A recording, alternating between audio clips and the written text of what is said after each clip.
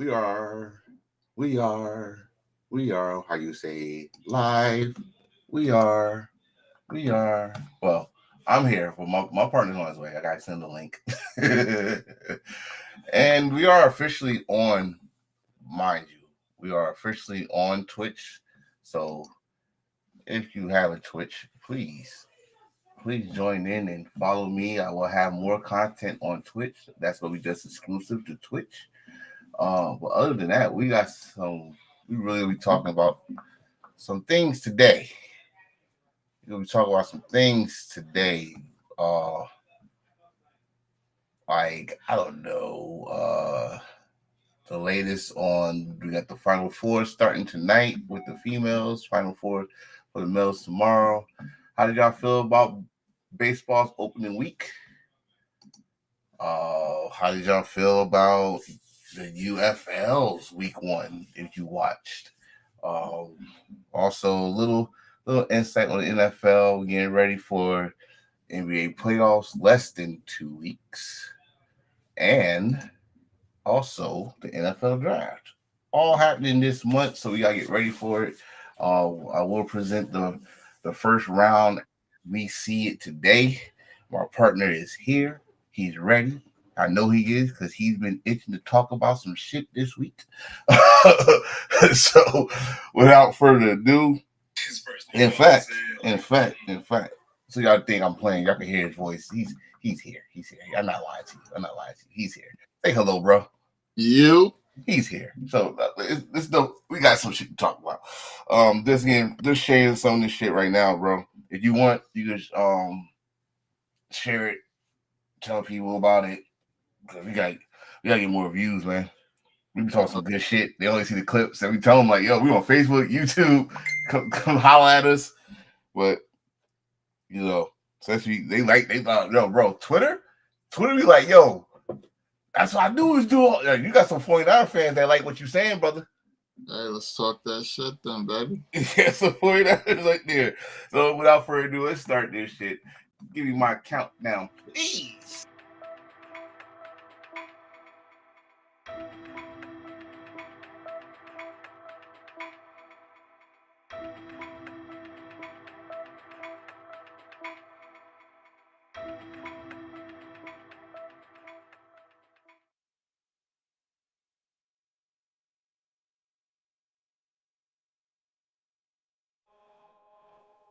Draft day dreams, players rise and fall. Every underdog story, we're given the call. Strategies and highlights, we'll break down it all. With Enforcer on the beat, we're having the ball. So grab your headphones, let's kick it right. Together we'll unravel the Friday night hype. With laughter and insights, we're taking flight. On the Self-Made Podcast, the future is bright. Talking football, all year that's our creed. With every episode, together we lead. Self-Made Podcast, planted like a seed. In the world of the game, we'll always succeed.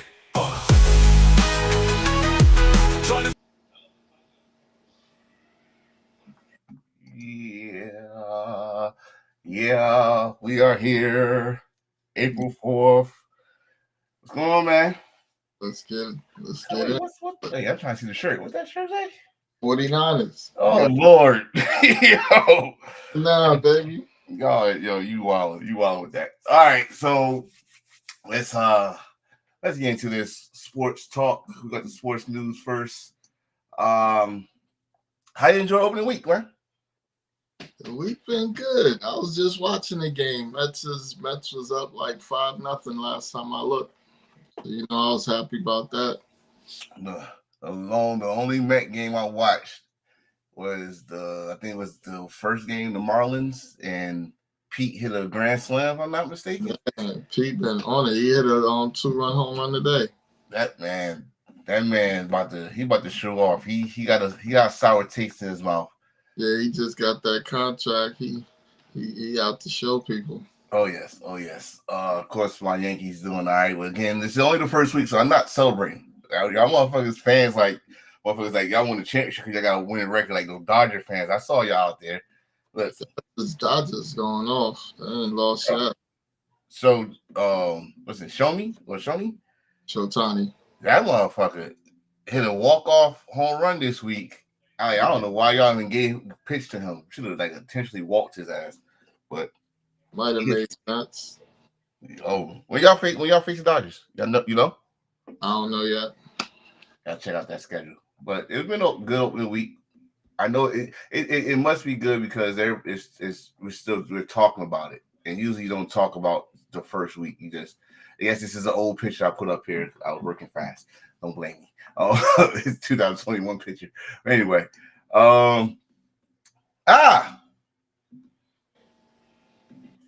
so we finally got some accountability from our owner. I mean, what took him so long? Oh, breaking news, real quick. Trey Lance just signed to the Chargers. To the Chargers. Signed as a backup to the Chargers. I think he might have a blessing there. I think he should have went to the XFL, to the CFL, balled out, let them see him actually playing some actual meaningful games. Because now you're going to be a backup. Herbert gets banged up, but he plays through injuries. So when are you really going to get to play?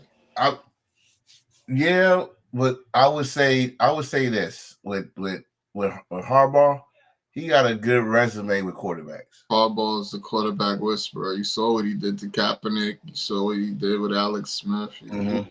He can make anything happen with a quarterback. Right, and dude's still young. Herbert's young too. He ain't gonna get no playing time behind Herbert.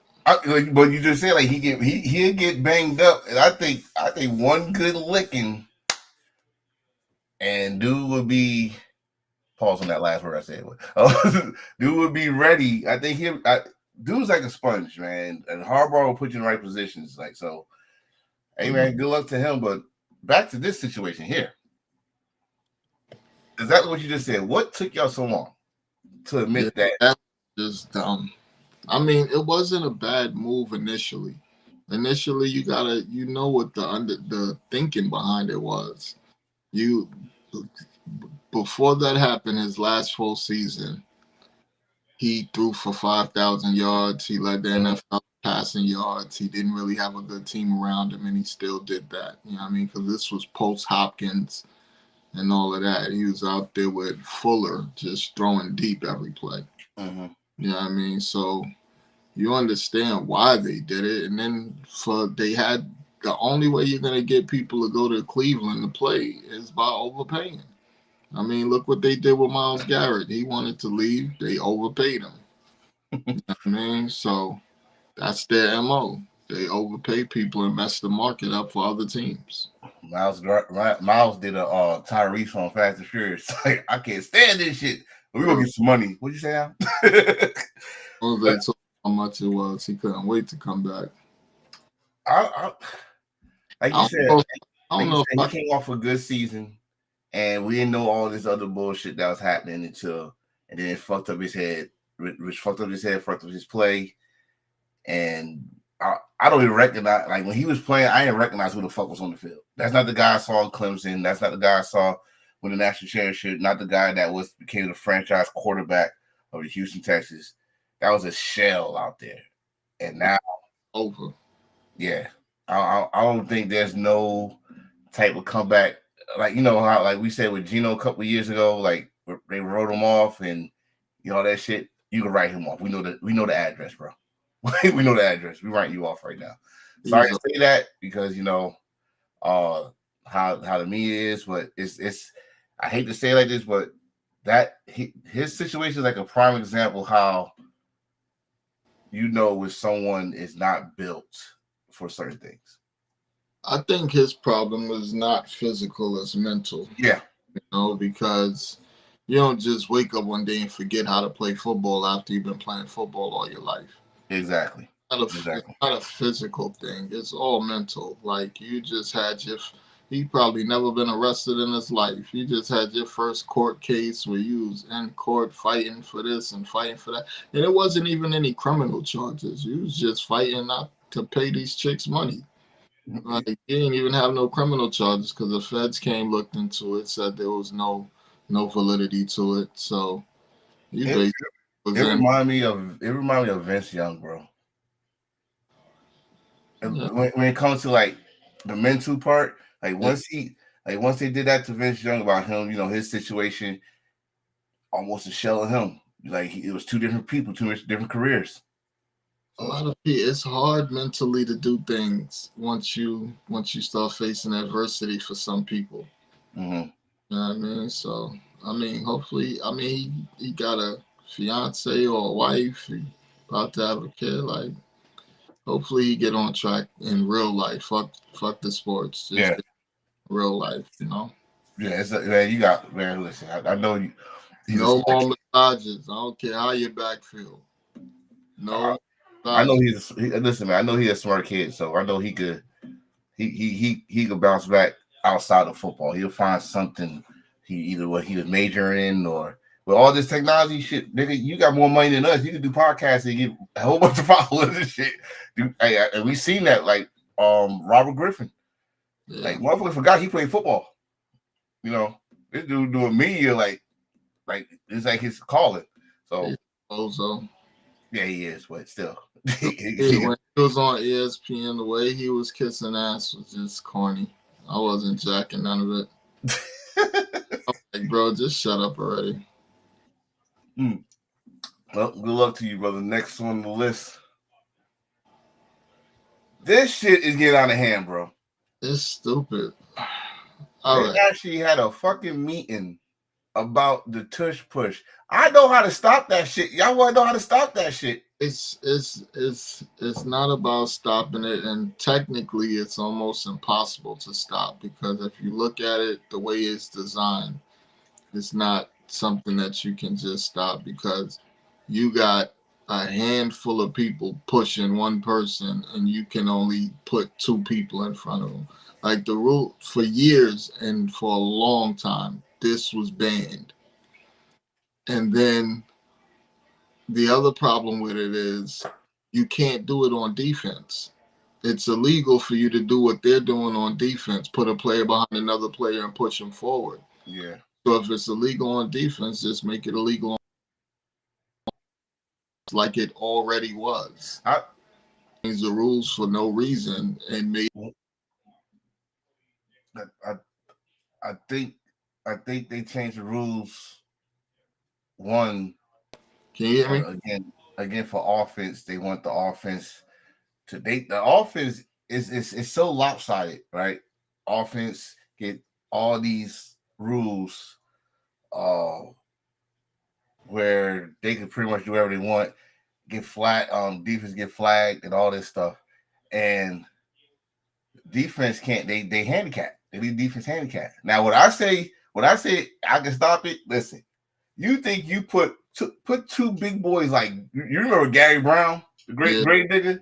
Put Gary Brown and Wilford on that and see y'all gonna move those two big boys. Get you some big boys. When you see 30 inches, especially with the Eagles, you see 30 inches, 4-1. Put those big motherfuckers right there. See that tush push go away. Yeah, but think about it. You got a center and two guards. Then you got the quarterback right behind the center. Then you got 2 to 3 players pushing him from behind. Go get a sumo wrestler. How is that? And I'm not complaining about it. How about you just don't let them get to 3rd and 1? Then they don't have a chance to do a touch push. Exactly. But it was legal before. It was legal before. I'm not sure why they changed it to make it legal again. But if you're gonna make it legal on offense, just let it be legal on defense too, so it's a fair advantage. No advantage. Nobody has an unfair advantage. I don't really get why. Like, they're trying to say it's unsafe. They're trying to say it was people get hurt. Like, dude, that's the pit. Well, football, that's been the pit for years. So you know what the fuck happens in the pit. But is it unsafe now because y'all can't stop it because y'all can't imitate it? Remember, the NFL is known for imitating shit that works. Y'all can't imitate it, so now y'all can't. It's unsafe. It's only funny because of who is pushing to stop it. So the Packers tried the tush push and failed miserably. Yeah. I mean, Jordan Love ended up lining up behind the guard instead of the center. Then he almost get hurt. Yeah, like so that's why it's funny about who's pushing to get it banned, because y'all tried it and it ain't worked for you. So now you in the NFL at all. Y'all gotta stop. Y'all gotta stop, man. But they still talking about it. I think they even got the Chargers involved. I think Harbaugh was in that meeting too. Well, they got 20 teams to vote against it so far, and I think they need more than that for it to pass. So they shelved it until May, and they're gonna revisit it in May. My God, wow! I'm a Giant fan. Like, yo, stop it. Like you just said, how about not even making them get a 31, 4th and 1? Just stop them. How about get some strategy to stop anybody that gets to that point? Because now, if they don't ban it, everybody's gonna keep trying it. Not just the Eagles, other teams gonna try it. Help the Packers, you gonna try it again. Don't stop. You got a quarterback that can do it now, but he's the backup, so he's athletic to do it. And remember, before this even happened, the Patriots used to do this shit too. Yeah. But Tom used to jump over and just stretch the ball, and they only do it at the goal line. They never do it just because 4th and 1. But he used to jump over and then can't come back. Like, as long as the ball past the line, I don't care. So this ain't new. It's just that y'all motherfuckers can't stop it, and now y'all trying to find some way to ban it. And it's not gonna happen because this is an offensive league that keeps the defense handicapped. Motherfuckers afraid to tackle. So I don't even know why y'all even trying to attempt this shit. They'll be all right. Yeah, they'll be all right. Well, you said May? I'm looking out for May now. Week 1 happened. You picked Michigan. Michigan won 26-12. Told you. St. Louis beat Houston. The Roughnecks, good Lord. 31-6. San Antonio beat, Arlington, the Battle of Texas. Arlington beat San Antonio 33-9, which that was the two games that had a blowout. And the closest game, which was DC against Birmingham, 18-11. For what I've seen, bro, these dudes are trying so hard to get in the NFL. That's what that league is for. Trey Lance probably should have went to that league. Yeah, I mean, shit. So people that went there, right? People are watching it. I watched the first game, which they were close. They were close with the NFL. So look, this is pretty much like a farm league, like for football, like how baseball had the minor league farm system. That's exactly what they're using it for. I mean, shit. But it's weird because half of these players were in. Like, you got a dude that won a Super Bowl with the Eagles that's playing running back in the XFL. I mean, what is it? The UFL. UFL now, yeah. They playing running back in the UFL. He won a Super Bowl with the Eagles. You know what I mean? So I don't know. Either people fall off and go to that lesser league, or they go there to try to get more recognition because they're not getting no burn in the NFL and they want people to look at them. It's like, I would say, it's like when you're in high school, after the football season, they tell you to play other sports to keep your body in shape. Exactly. He like you said, he won the Super Bowl with the Eagles, but he really, I guess in his head, he didn't really do much to contribute. So he got to keep his body in shape just in case the starter, if you said running back, if Barkley goes down, he's ready. Yeah. So, I mean, I'm not wrong. It's not wrong with that, but shoot, what if you get hurt there? Man, I'd be over there in a heartbeat if I knew I wasn't gonna get no burn. The only thing is, like in Trey Lance's case, he's gonna make more money being a backup for the Chargers than he would playing in that league. That's the only reason I don't feel bad for Trey Lance. Trey Lance made $34 million already in his career and only played 3 games. So he's starting in games? I don't feel bad for him because he's still up. Like, I mean, you might not be living your dream in terms of starting and succeeding in the league, but you done made $34 million, bro. You good. I wish people think that way. Like, yeah, you back up, but it's business. Like, right. I I was one of the ones that was mad about Cap not getting a fair chance and all of that to get back into the league. He got $100 million from Nike just to do one commercial. Bro. I don't feel bad like that. Like, yo, you like feel people bad. you go back to that situation.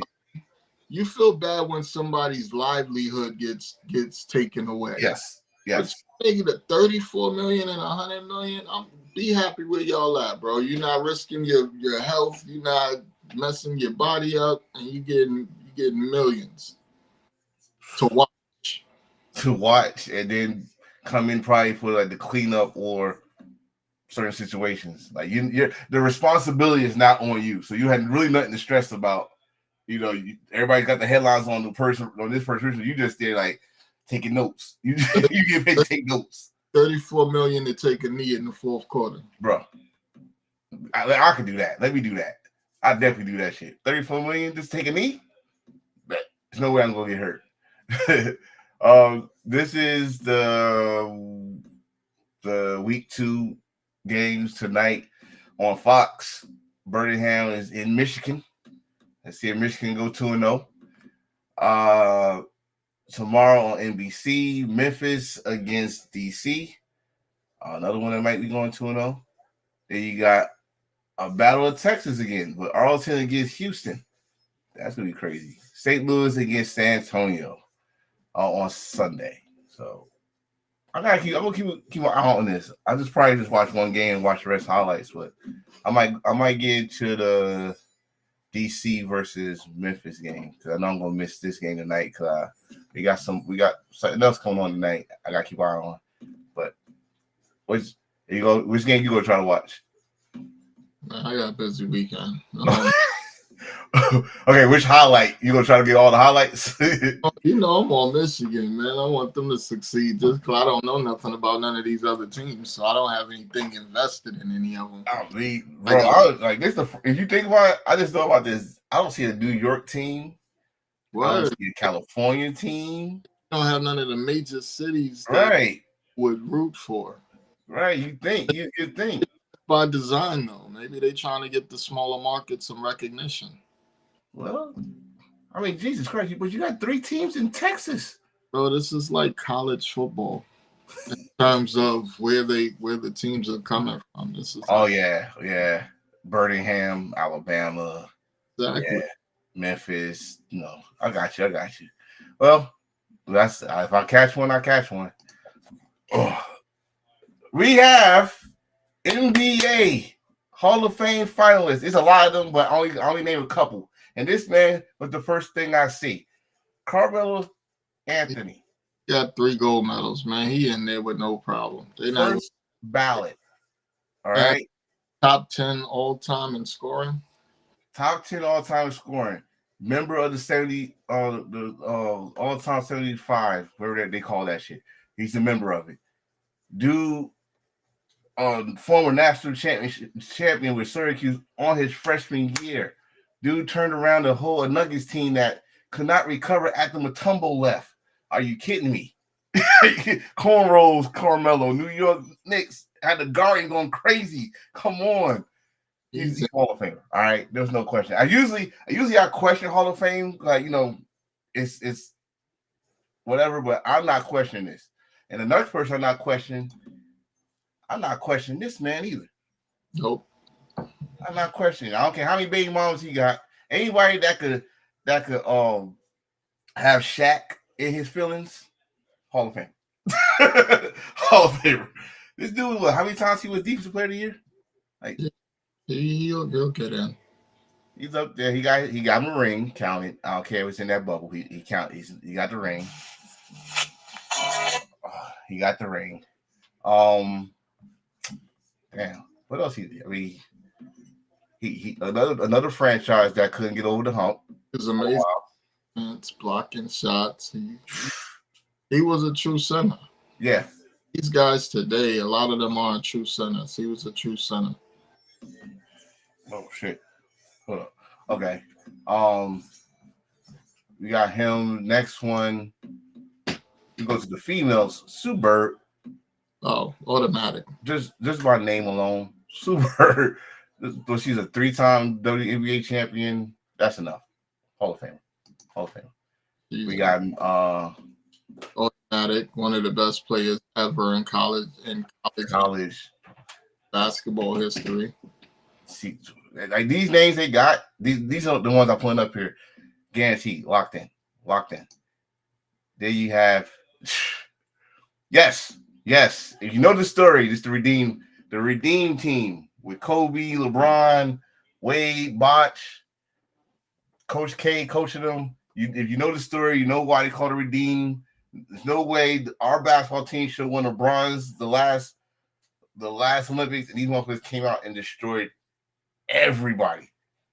Yeah. Let's not forget, Kobe ran over Gasol in the ran through him. Start to set the tone, and that was the tone, bro. Yes. So it's more people, but I didn't know who the fuck they was. Except for Buck. I think his name was Buck Williams. I heard of him, but that's before my time. So that's it, man. That's it for the news. But I like who they got for the NBA Hall the basketball. It's not just NBA, it's basketball in general, Hall of Fame. Yeah. So I had no doubt that these people go get in. So I don't know when they're gonna make the announcement official, but this is just the finalist list. So congratulations. Good luck. Are we talking basketball or are we talking football? You know, I like to get basketball out the way so we can spend more time on football. Let's go. Final four for the men starts tomorrow night. I mean, the world is saying Florida. Yo, it's crazy that you say that too, because they like ESPN already put it's gonna be Duke against Florida. Like they pretty much already said it's gonna be Duke against Florida. Like two freshmen. No, I don't know if homeboy from Florida is a freshman, but Cooper Flag, like I said, dude remind me of Christian Laettner so much. Where do you think he's gonna end up when he gets to the league? Who are the top lottery teams? I don't even know. Wait, can they come out of college? Yes, they can. Yeah, their freshman year. They're in college. You think he first of all, you think he's going to leave college? Oh yeah, he's gone. You crazy? Think about it. Remember, he played against the Olympic team. Oh. When he played against the Olympic team when they was practicing and warming up to go and play everybody else, and he was busting their ass. I don't think they really played hard or tried to stop him, but he was putting up numbers. He I don't know. I think I forgot who's the #1 team. But I don't know. I'm mostly seeing him in a. I hate it. They gotta do the lottery thing. Washington. See, we're gonna get into that conversation later, because like I was telling you before, I think it's a blessing when a player falls instead of getting picked early to one of these bad teams.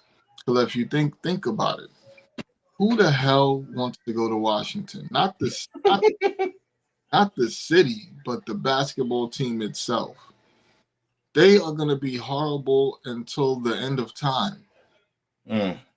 Yeah, I mean, they ain't no Gilbert Arenas days. Like I can't remember them being good enough to go do nothing, like ever. I think Washington is only first round team. they never make it to the second round.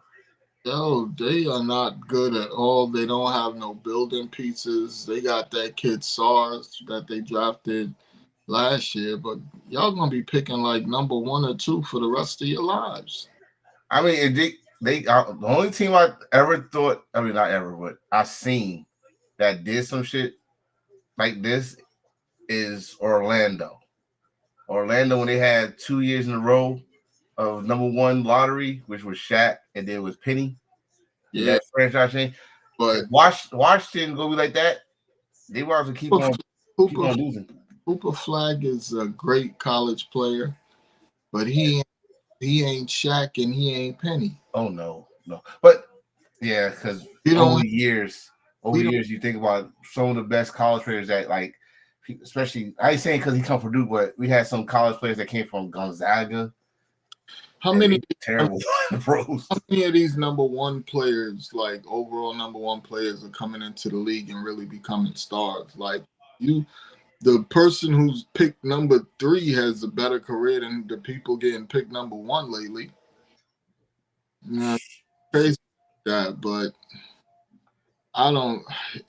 Like I said, I rather fall a little bit and go to a contender than just be able to say I'm the highest, I'm the number 1 pick, and you made a few extra dollars.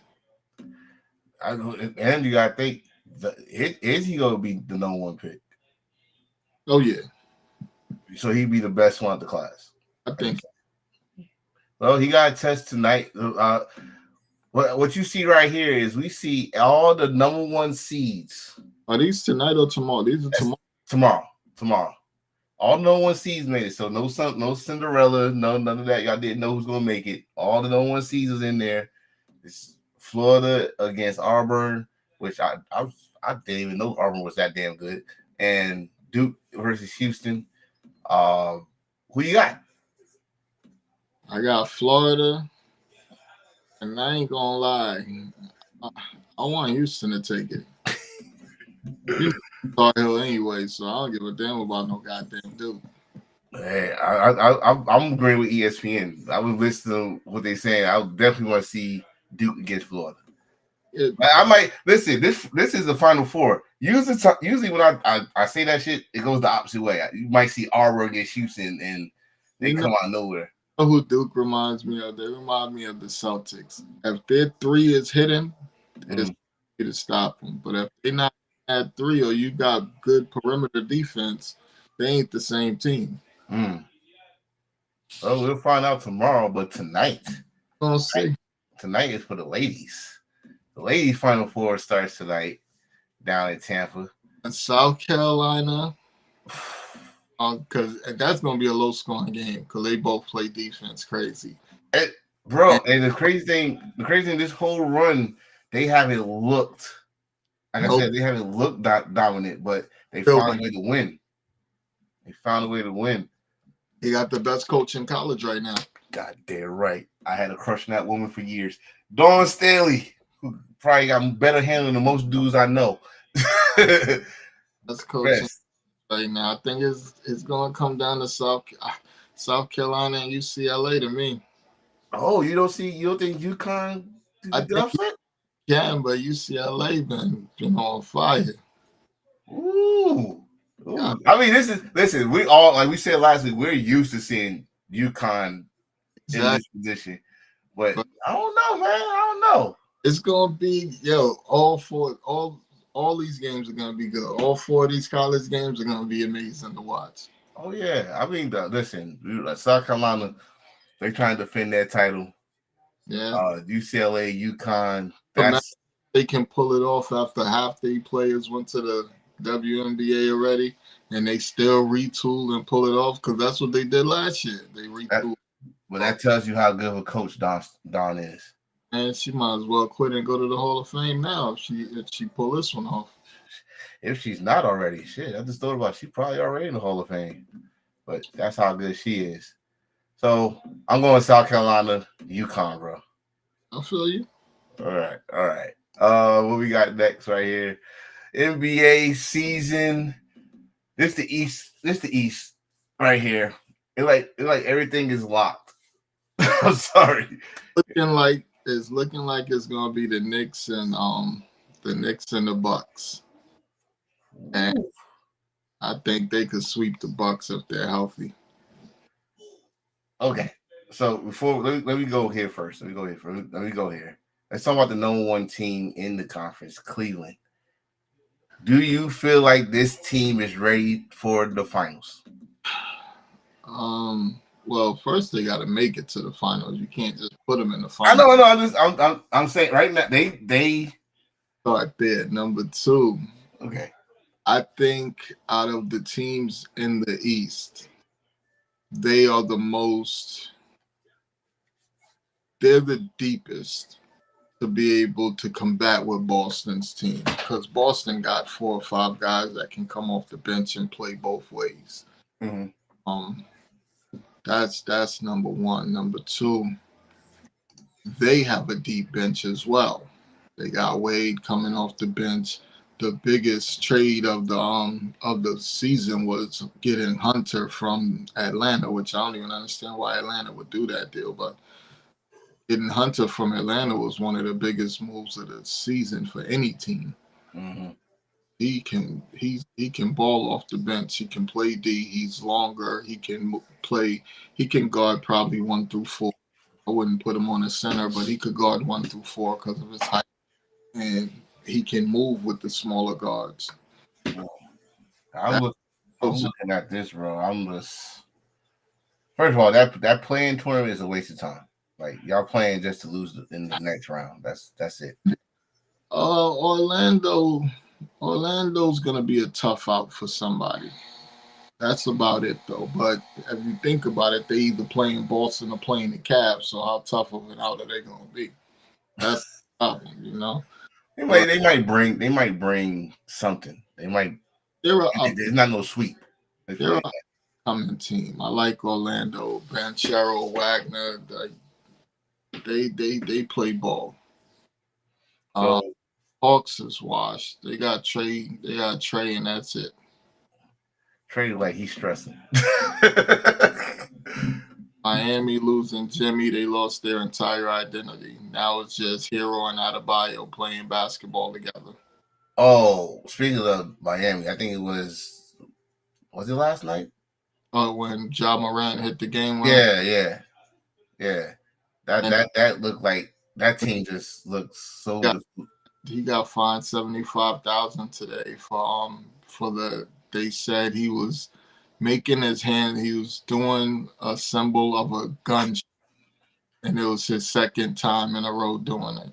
It's fucked up though. The dude from the Warriors did it first. Well, first of all, everybody in the NBA does it when they make a 3-pointer. It looks like they're shooting a gun. That's number one. Number two, I'm not mad at them finding Ja in particular. I don't think it should be all players. But if you a dumbass nigga that got caught with a gun, I mean, come on, bro. Like, use your head. Yeah. Like, you just feel off suspension for doing that stupid shit.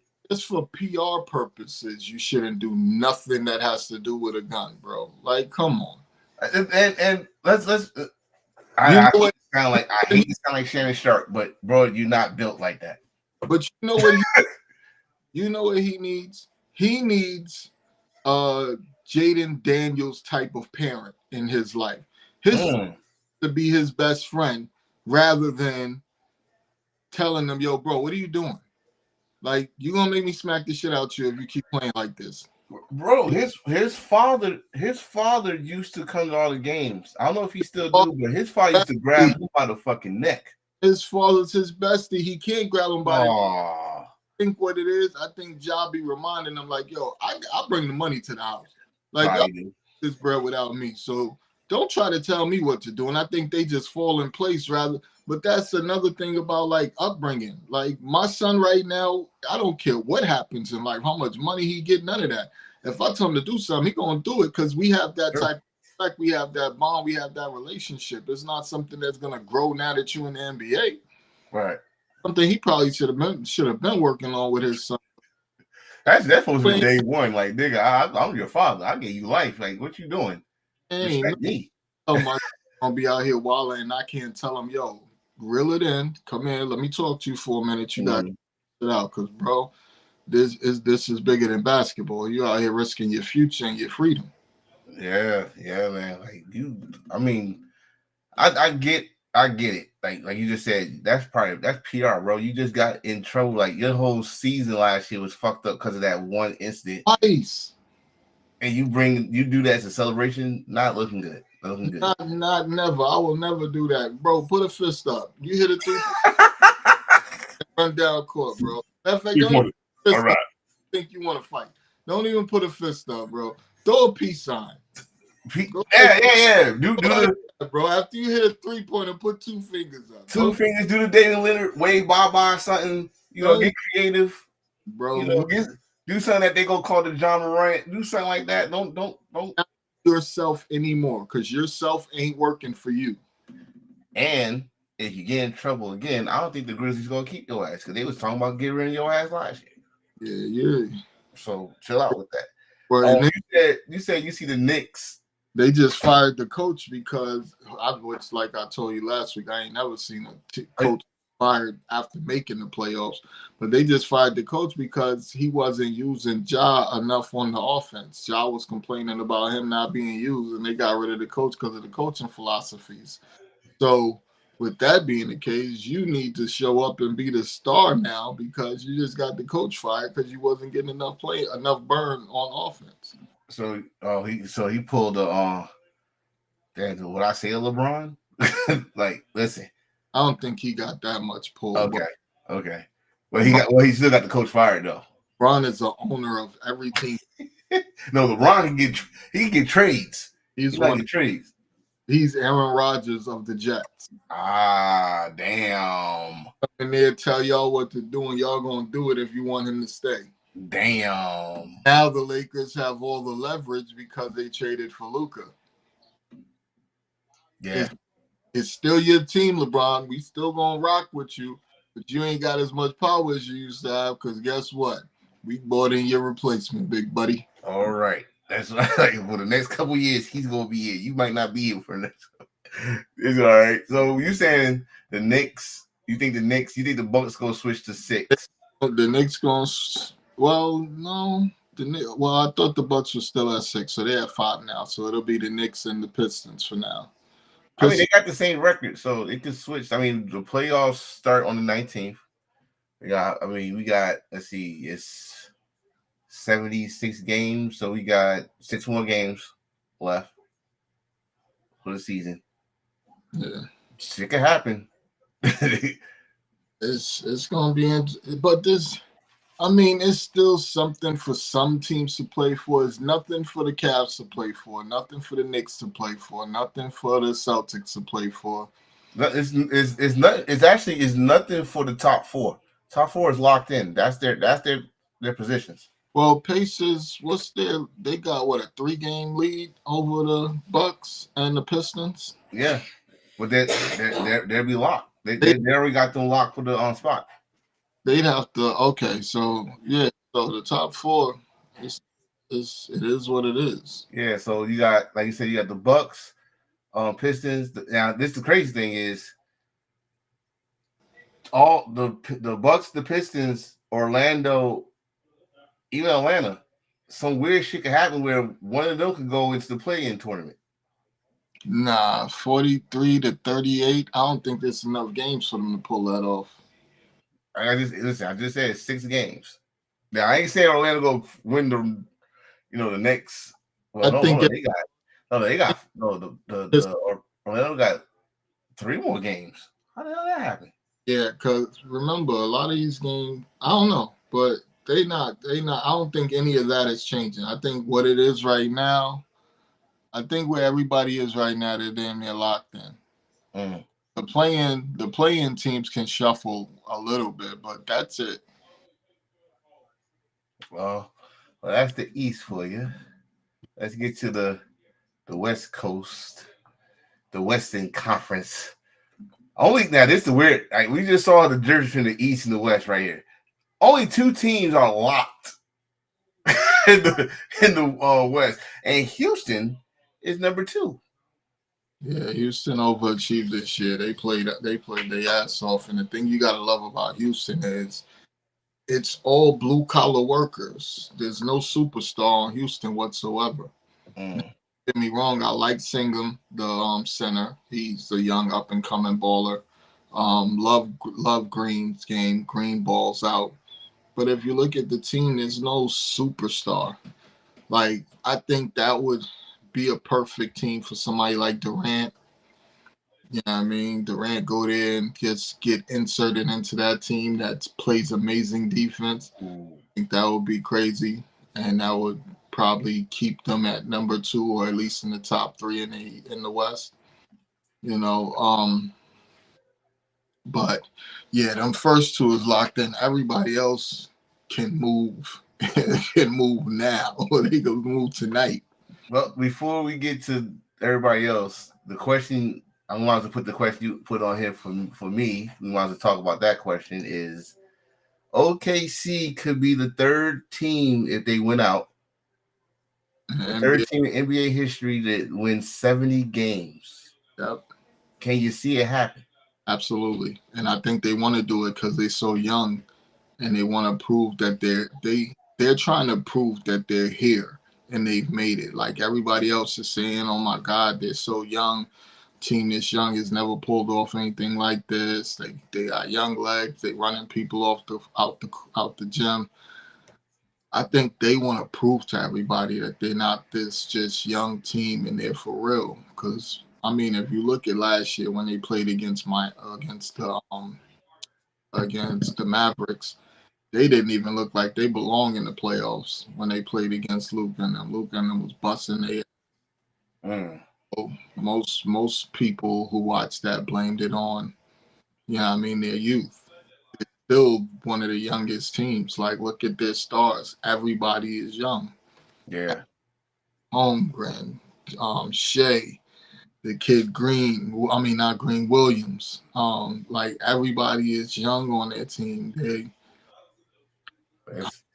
I mean, I like it. I like it. I like that. One, like you just said, they didn't look like they belong. Which again, we said for somebody else, it's a sour taste in your mouth. They had something to prove this year.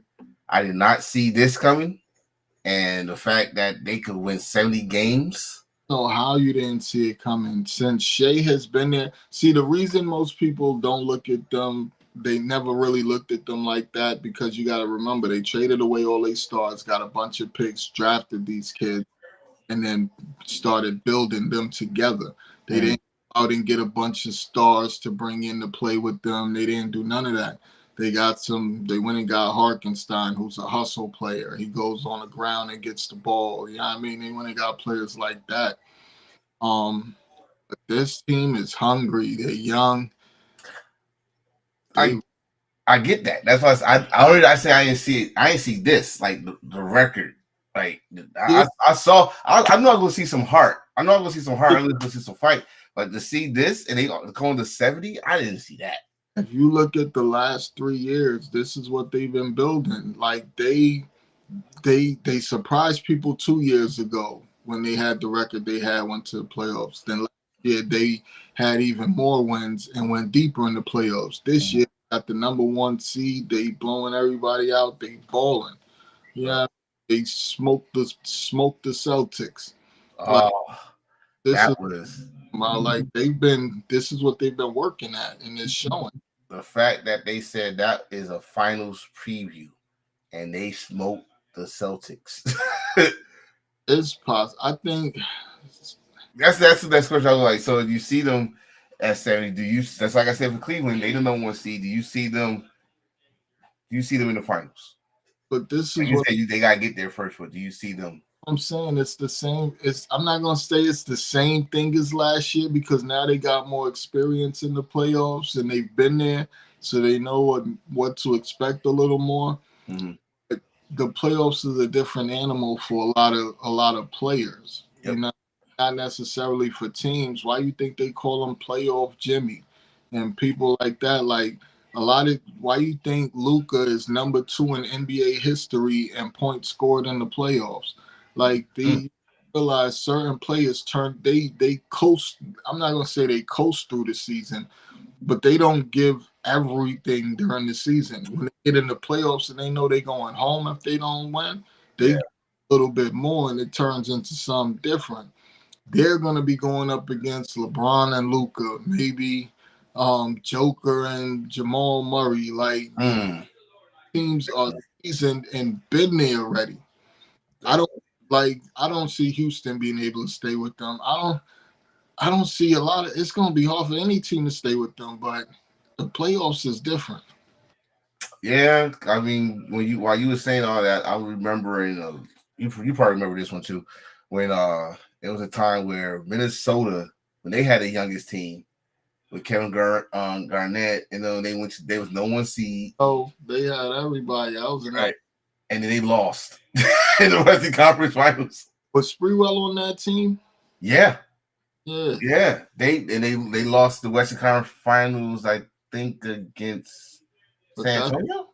That's what I'm saying. It ain't always the best team. Shit, even the Dodgers had the best team a couple years ago and lost to Arizona. Like just having the best team don't automatically give you a ring. You got to go out there and show somebody because everybody else is bringing they all, and now it's win or go home. Yeah, that goes for all sports. We saw this past NFL playoffs. Detroit was number 1 seed, and they got their ass spanked, got out of there. It can happen. But originally, I like in basketball, maybe sometimes in baseball, you got 7 games. And it's you face the same person with those 7 games, but it's always different. It's not straight up Battle every night. Right. Think about it last year, even with the Knicks shouldn't have been able to do what they did against the Sixers in terms of talent. Oh, yeah. You know what I mean? You got Embiid, but Embiid was a little banged up. You got Maxey playing out, lights out. The team that they had on the court, you know what I mean? Knicks shouldn't have been able to smoke them like they did. But hey, baby. Hey, listen. Y'all, if I tell people this, I might not be a Knicks fan, but when you in the playoffs in the Garden, it's a whole different atmosphere. Brunson averaged 40 points a game last year in the playoffs. That's Ooh. what, like, it's an atmosphere in that Garden. It don't matter. Like, it's just something like you got to show out playoffs. It's sold out. It's rocking. Motherfucker, all you see is white towels going everywhere. Every superstar player favorite place to play is Madison Square Garden. Madison Garden. All the records. Kobe, Donovan Mitchell. You name a superstar. Tatum. You name a superstar. Their home court ain't their favorite place to play. Madison Square Garden is number 1. Yes, that's. I mean, it's sad with so. I think Stephen A. said this a couple years ago. Some of the biggest moments happen with the visiting team going up to the Garden. Mike, Kobe, Allen Iverson. I remember when Penny, like every moment something is happening with the visitors. Steph broke the 3-point record in the Garden. Double nickel for Jordan. The Garden different. Reggie Miller. Oh God, don't you say that while we on this damn thing. My wife had the nerve to say the Reggie Miller. And that motherfucker. See, don't say that. But we got the Western Conference. It seemed more simple than the East because like it seemed like the Dallas Mavericks and Sacramento is going to be just staying in that spot right there. But between 4, I might say 3, between 3 and 9, they can all switch. I hope these teams do not sleep on the Timberwolves or the Clippers. Oh. I hope these teams do not sleep on either one of them. Listen, don't sleep on the Timberwolves. That boy Ant focused now. I don't really bring it personal, but that man paid all the child support. He's focused. That money on that kid. Yo, when I heard that, bro, I was wild. Like this dude said, "What's this? Put the math on, carry the 1. Oh, this all for 18. Yeah, you can have that. I need to focus on my game." I think that's crazy work. Well, I never saw it like that, but genius. But he got to look out, and let you know this is when you find out your chick was taking care of the kid or she was taking care of herself. Because if she asked for more, that's a damn shame. I'm gonna say. But I don't know if she'll ask for more. Because remember, she got another baby daddy on the hook too. Well, yeah, She up right now. Well, yeah, he's probably still paying. He's like, all right, Ant did all his shit, but your ass still paying. So you're the groceries and all shit, all this shit. Yeah, don't sleep on the Grizz. I haven't really heard much about the Clippers, but there it is. Clippers been doing some numbers. Golden State. We said this. Golden State was when we started this. Golden State was in the play-in. These motherfuckers in 05. Yep. We both agreed they was gonna move up. Oh yeah.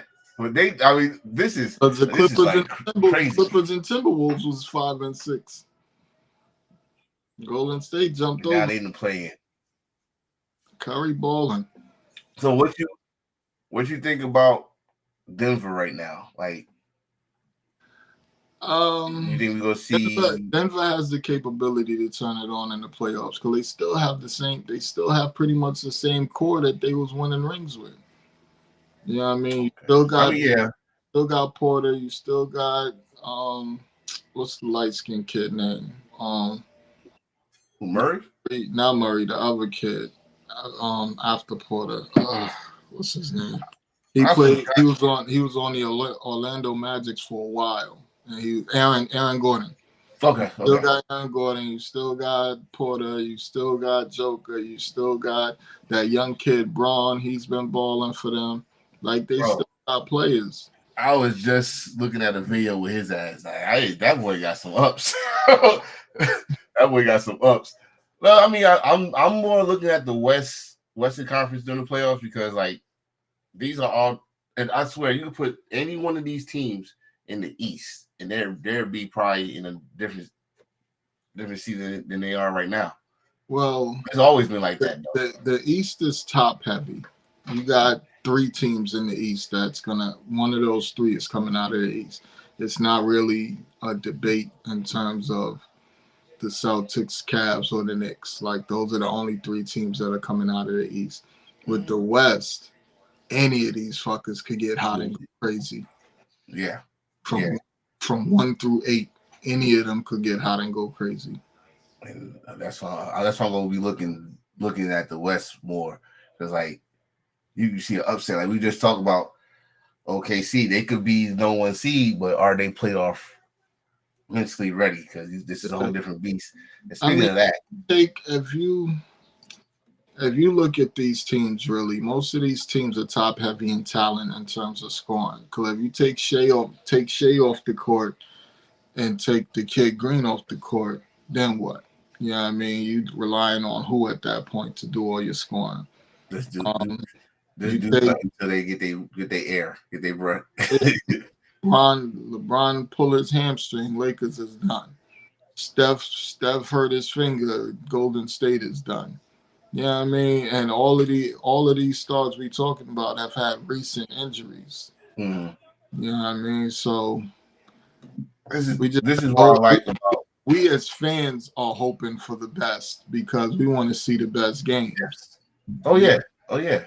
This is why I say about hold on, I got distracted there. What's going on there, guy? We're talking about NBA right now. We're gonna talk about the NFL next. This is what I like about basketball MVP voting. Better than anything else. You take that person out that team, is they the same team? And you just said you take Steph Curry off. You know Draymond is not leading that team the same way it was with Butler ain't either. You take LeBron. We already see what happened when LeBron left.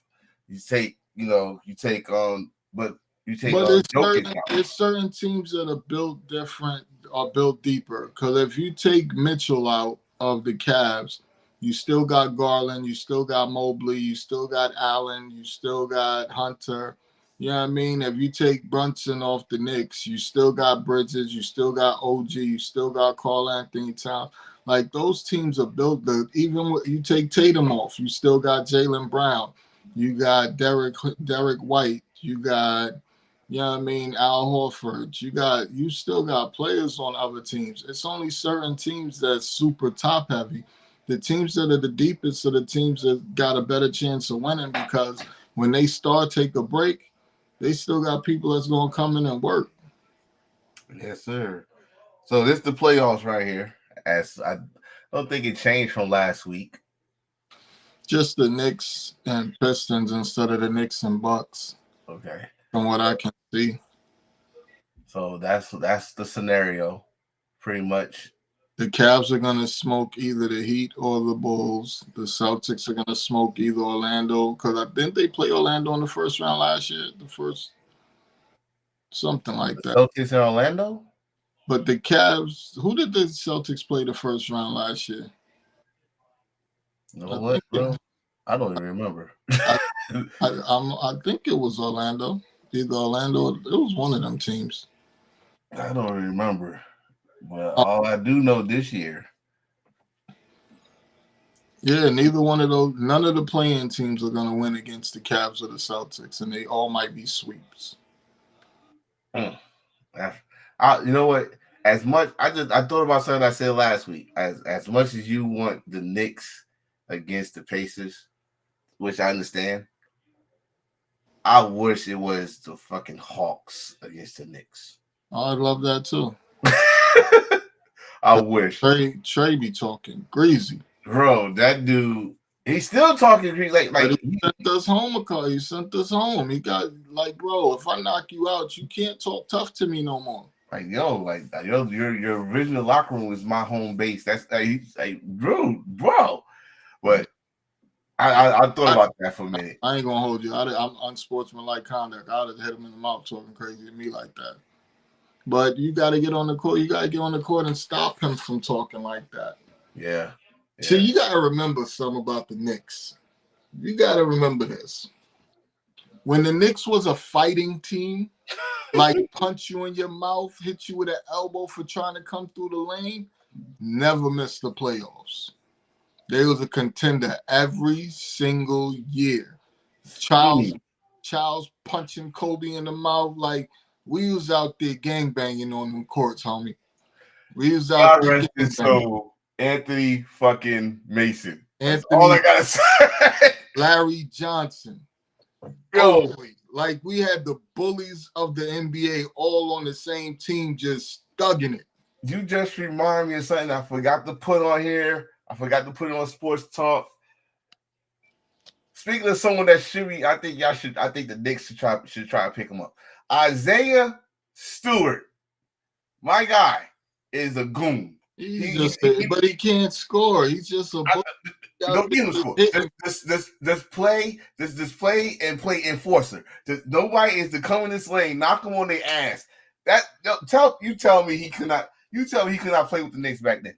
He definitely. Him and Charles Oakley would have been you need to come in here. Friends.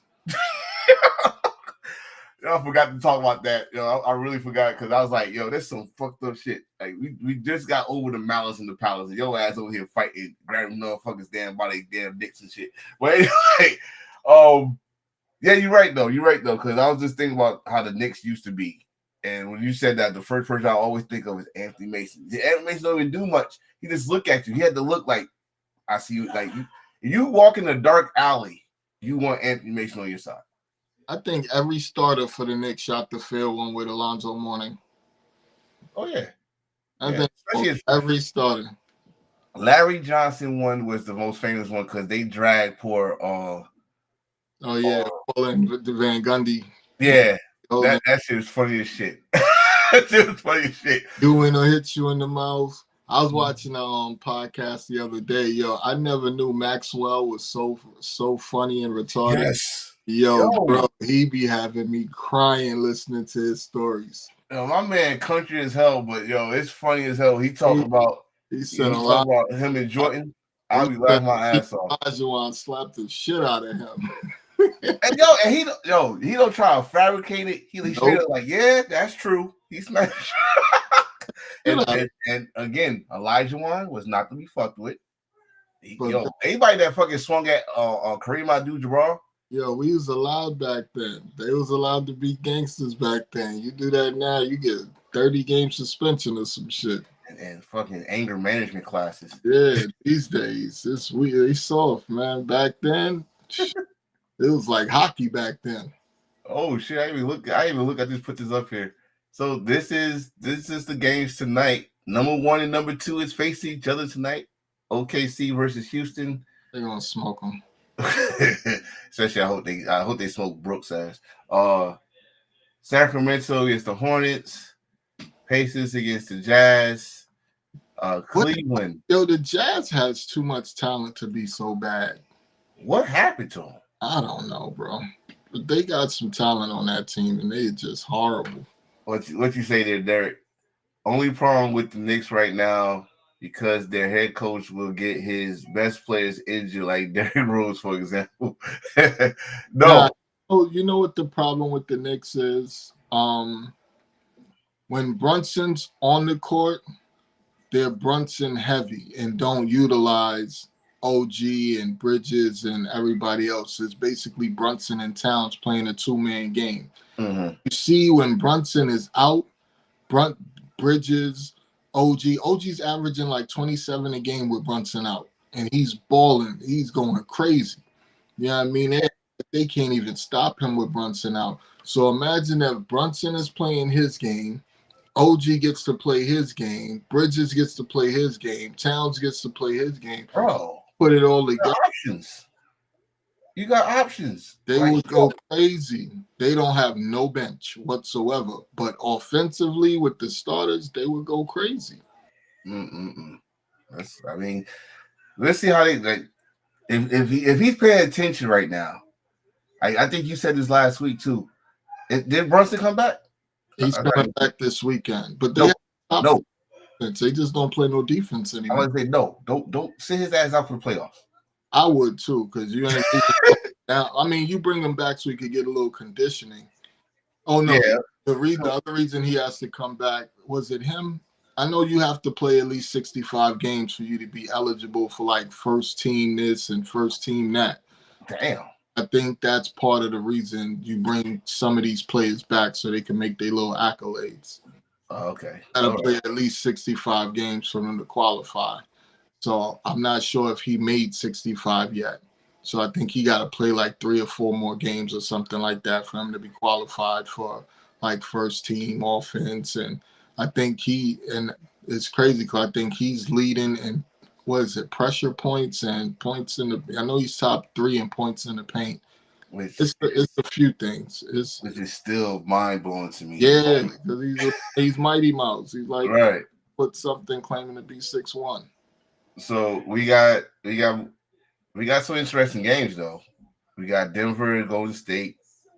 Or the only reason I would say New Orleans and Lakers is interesting to me. Like I said, they shut down McCollum. They shut down Zion. They shut down Zion and McCollum. That isn't going to be interesting at all. Oh damn! You just shut down my damn interesting. Detroit gets the Raptors. They trying to get a better draft pick. They trying to move up and never mind. We just talked about that. We'll see who they get in the draft. Trailblazers and the Bulls, Mavericks and the Clips. No one cares. No one cares. You got 2 playing teams playing against each other early. Well, might as well try. Remember, they still could change spots, so I guess it means something to them. I'd take the over in that Celtics game in a heartbeat because they're going to put up 1,000 on the Suns. The Suns are historically horrible with some of the best players. And no Durant, so they really going to get smoked tonight. They still got Booker? They got Booker. I don't know if Bill is playing tonight, but they got Booker and Booker. And Booker. He said, I've been done with Zion for years. I think a lot of people have been done with him for years, man. He got a contract, played 20-some games one year, 20-some games another year, 74 games and 70-some games in another year. That's because you want to fuck with fucking damn OnlyFans chicks and put gravy on everything and shit. Don't want to stay in shape. Gotta think about it, man. Some of these dudes, they never had them type of chicks in their life, man. Look at Anthony Edwards. I understand. I understand. Then I say this: you in New Orleans? I just talked to my boy from New Orleans. He already said it's only 2 things we do in New Orleans: we eat and we. Zion eats. I've been lucky to be in the situations I've been in my entire life when it comes to beautiful women, being around them all the time. So I'm used to that shit. But these dudes ain't never been around that type of shit, bro. That shit will fuck you up. I'm not even gonna tell your business, but bro, you be putting some fucking major league pictures. It will fuck you up, bro. You be like, God damn, this bad. At me. You beautiful women know how to pick some suckers, man. I tell you that right now. They see him coming a mile away. Yo, we're done with the NBA March Madness, we are going to what we love the best, NFL, and we're going to one player that we've been talking about. Someone need to get him, and of all teams, the fucking Cowboys. Now, this is something interesting. I want you to explain. You think this is actually bad for him? Why? It's horrible because I mean the only way he'll get on the field is if Dak gets hurt. And Dak gets hurt every 2 years, maybe. So by the time Dak gets hurt again, his contract will be up. So what the Cowboys are doing, they don't want to pay a backup anymore. So they've been bringing in players like Trey Lance and Milton that are on rookie deals, and they don't got to play him. They don't got to pay him or play him. Right. I mean, right now, Dak will never leave the field if he's healthy because you're paying him too much. I'm not paying you $60 million to sit on the bench. I don't give a damn if it's 50-2. You better get out there and play. I'm gonna put a scenario out here though. The same way Dak's career started, you fuck up one time when you get injured, you're done. You on the train block. So No, this dude is not getting off the field. That's not true in this case, only because when Romo got hurt, I think it was Romo's last year on his contract. This is only Dak's second year on his contract. So if it was a case where Dak was in his last year, they was in contract negotiations and they was deciding if they was going to pay him or not, and then he got hurt, Milton came in and balled out, that's something different because Milton and Dak ain't the same player. Milton is more of a, I hate to say this, he's more of a Justin Fields type in terms of he can throw. I think he has a stronger arm than Justin Fields in terms of going downfield. He can throw, but his playmaking ability is crazy. Yeah. He can, you try to catch him if you want, and he's a big dude, so he's not going to be an easy out. You know what I mean? He's not no easy tackle. I think the situation is just a little different in terms of years left and money left on the contract. They can't move on from Dak for the next 2 years. All right, let's. I'm putting the what ifs in. I know I'm talking about the Cowboys when I say this, but let's say something did happen to Dak. He got hurt. This man comes in, putting the Cowboys in a better position. He still wouldn't get the job because they can't move Dak for the next 2 years. I don't know.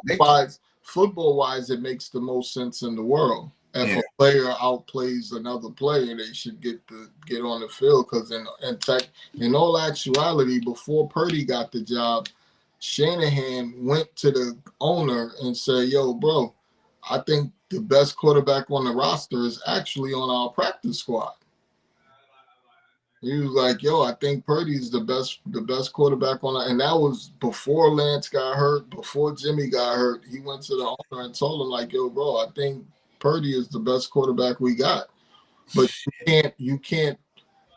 They're more focused on the business side of what it would look like. You know what I mean? It would look crazy if we played a 7th round pick over a guy that we drafted number 3 overall and moved up for and gave up 3 first-round picks for. Mm-hmm. You know what I mean? It would look crazy if we played a 7th round pick over Jimmy Garoppolo, who took us to a Super Bowl. Even though he didn't take us to a Super Bowl, we took him to a Super Bowl. But you get the optics of it would look like we're an incompetent organization. But you are an incompetent organization, so you might as well go with it. Right. I'm seeing a scenario. I think this dude. I hope I'm not the only one putting pressure on him, but I seen him in college. He has no pressure because he was a 6th or 7th round pick. Like, he has no pressure whatsoever. He's not even getting paid enough to have pressure. But you know as well as I do. If let's say he goes in and he's winning, he won 3 games for the Cowboys. You already know they are, especially Cowboy fans, they not trying to hear nothing about no damn Dak Prescott coming back in at this dude. Well, no, because remember when Cooper Rush went out there and was 5-1, they still wanted Dak back, but they had it in the air like, well, Cooper might, you know what I mean? They was trying to say that maybe we shouldn't pay Dak and we should just pay Cooper and keep Cooper in there. But that was some people. That's nobody that was really a football person saying that, because Cooper Cup is not as good as Dak Prescott by any stretch of the imagination. I'm a little old school on this. I think this is why I think this is a good thing. I was just watching something that reminded me of this right here. When Steve Young became a 49er, Joe Montana had Joe Montana had an MVP season because he knew who was behind him. Yeah. Then the next season with George took over, which that was y'all back-to-back season. He kept switching them until he's like, nah, Joe, you the man. You the man, right? I'm thinking this. They just want to make Dak sweat a little bit. Like, dude, we put all this money on you. I don't think franchise. I don't think they're making them sweat by bringing in a dude that you gave up a 5th round pick for. I don't see Dak being worried about this whatsoever. I think Dak is, because he's a very emotional damaged fucking person. So, but Joe Milton hasn't accomplished anything. No, right. But you bring him into training camp. And he does the same plays that you done with the 3rd string team, but he's moving the ball against the 1st team defense better than you can. It ain't gonna matter, because I've seen dudes come into training camp and come into OTAs and come into the preseason and ball out and get cut. Yeah. I've seen it a million times. Ball out and get cut. And I'm sitting there like, how could you cut him? This kid played amazing the whole preseason. Yeah, when you said that, I thought about hard knocks. Like these dudes get cut after balling. Like, could you think about it? The younger players are gonna have more energy. They're gonna be on it. They're gonna be going harder in camp and in preseason because they're trying to get a job. But I think for them get cut. I mean, for the Cowboys though, you need that fucking spark. It's been. I'm not saying that y'all the only. Before anybody come on and see this later and say, well, there's other teams that didn't win the Super Bowl, but you the fucking Cowboys. You're America's team. You do that. You throw that shit in our face every year. So I don't want to hear shit. Like just like the Yankees, just like who I can say in basketball, the Lakers, Knicks. They expect the Celtics. They expect y'all to be always in that conversation. Even when the Cowboys was 5-11, y'all still put them in the conversation. So y'all, with the Cowboys, you expect them to be in the conversation. They have, in my eyes, they haven't done shit to be in the conversation except for never being in the conference championship. Fuck Super Bowl, conference championship since 1996, something like that. So you need that. You need that spark. Hopefully, Joe get a chance to show him a spark. Hopefully, I also go to a team like the Steelers, the Giants, one of those teams where you actually had a chance. Yeah. I mean, I think the Steelers don't have anybody else on the roster, so if that gets hurt, he'll actually get to play. But you see what he did when he got to play. I mean, granted, it was week 17 and he was playing against backups pretty much, but he went out there and showed his ass. Yeah, I'm rooting for. You said the Giants. I think the Steelers, that they did that fucking deal. They need a quarterback. I don't know who they got. He's like, we already knew there'd be 3rd place in the NFC division. We don't know. I gotta give 95. I give one thing. I am gonna give the NFC East this. As of right now, all the starting quarterbacks are black. As of right now. First time everybody in the division. First time ever. So there you go. Next thing we got. They just got this dude, and they extended his contract 2 more years, 66 guaranteed. Y'all believe in Geno, huh? I mean, $33 million a year ain't bad for a starting quarterback. Geno's just, I mean, when you do something like this, you're letting me know as a fan that you have no intentions on contending or trying to win. I mean, what's this? what's the name's their coach? He's trying to bring, I guess, a Kyle win. and some of his players. Watch. They're gonna end up signing Tyler Lockett because Tyler still gonna bring back some familiarity and try to build something. But they have too many holes. I wouldn't have bought Geno, and I'd have bought somebody young that can grow with the players that you bring in. But I mean, you got Geno and Brock Bowers and Max Crosby. After that, I mean, you got Who- you who- got yourself a good tight end. I give you who's that. yeah, but a tight end, bro. I mean, granted, he's unstoppable, but a tight you don't have Jacoby Myers is probably a low end 2, maybe top end 2. He ain't a 1. He's a to me, like, you're pretty much a Jacoby Myers, and what I've seen so far is just a deep threat guy. He's not a route guy. He's not a difference maker in first downs. Needing first downs. Jacoby, he just saying he can't. He's He- not in it for them. He's not number one for you. They don't have enough. They don't have enough draft capital. They don't have enough anything. They don't have enough good players to build on right now. So they're gonna suck for a little while. Especially on their I didn't even see their defensive side. So let's see what the Reds could bring us with. They gave this man an extension.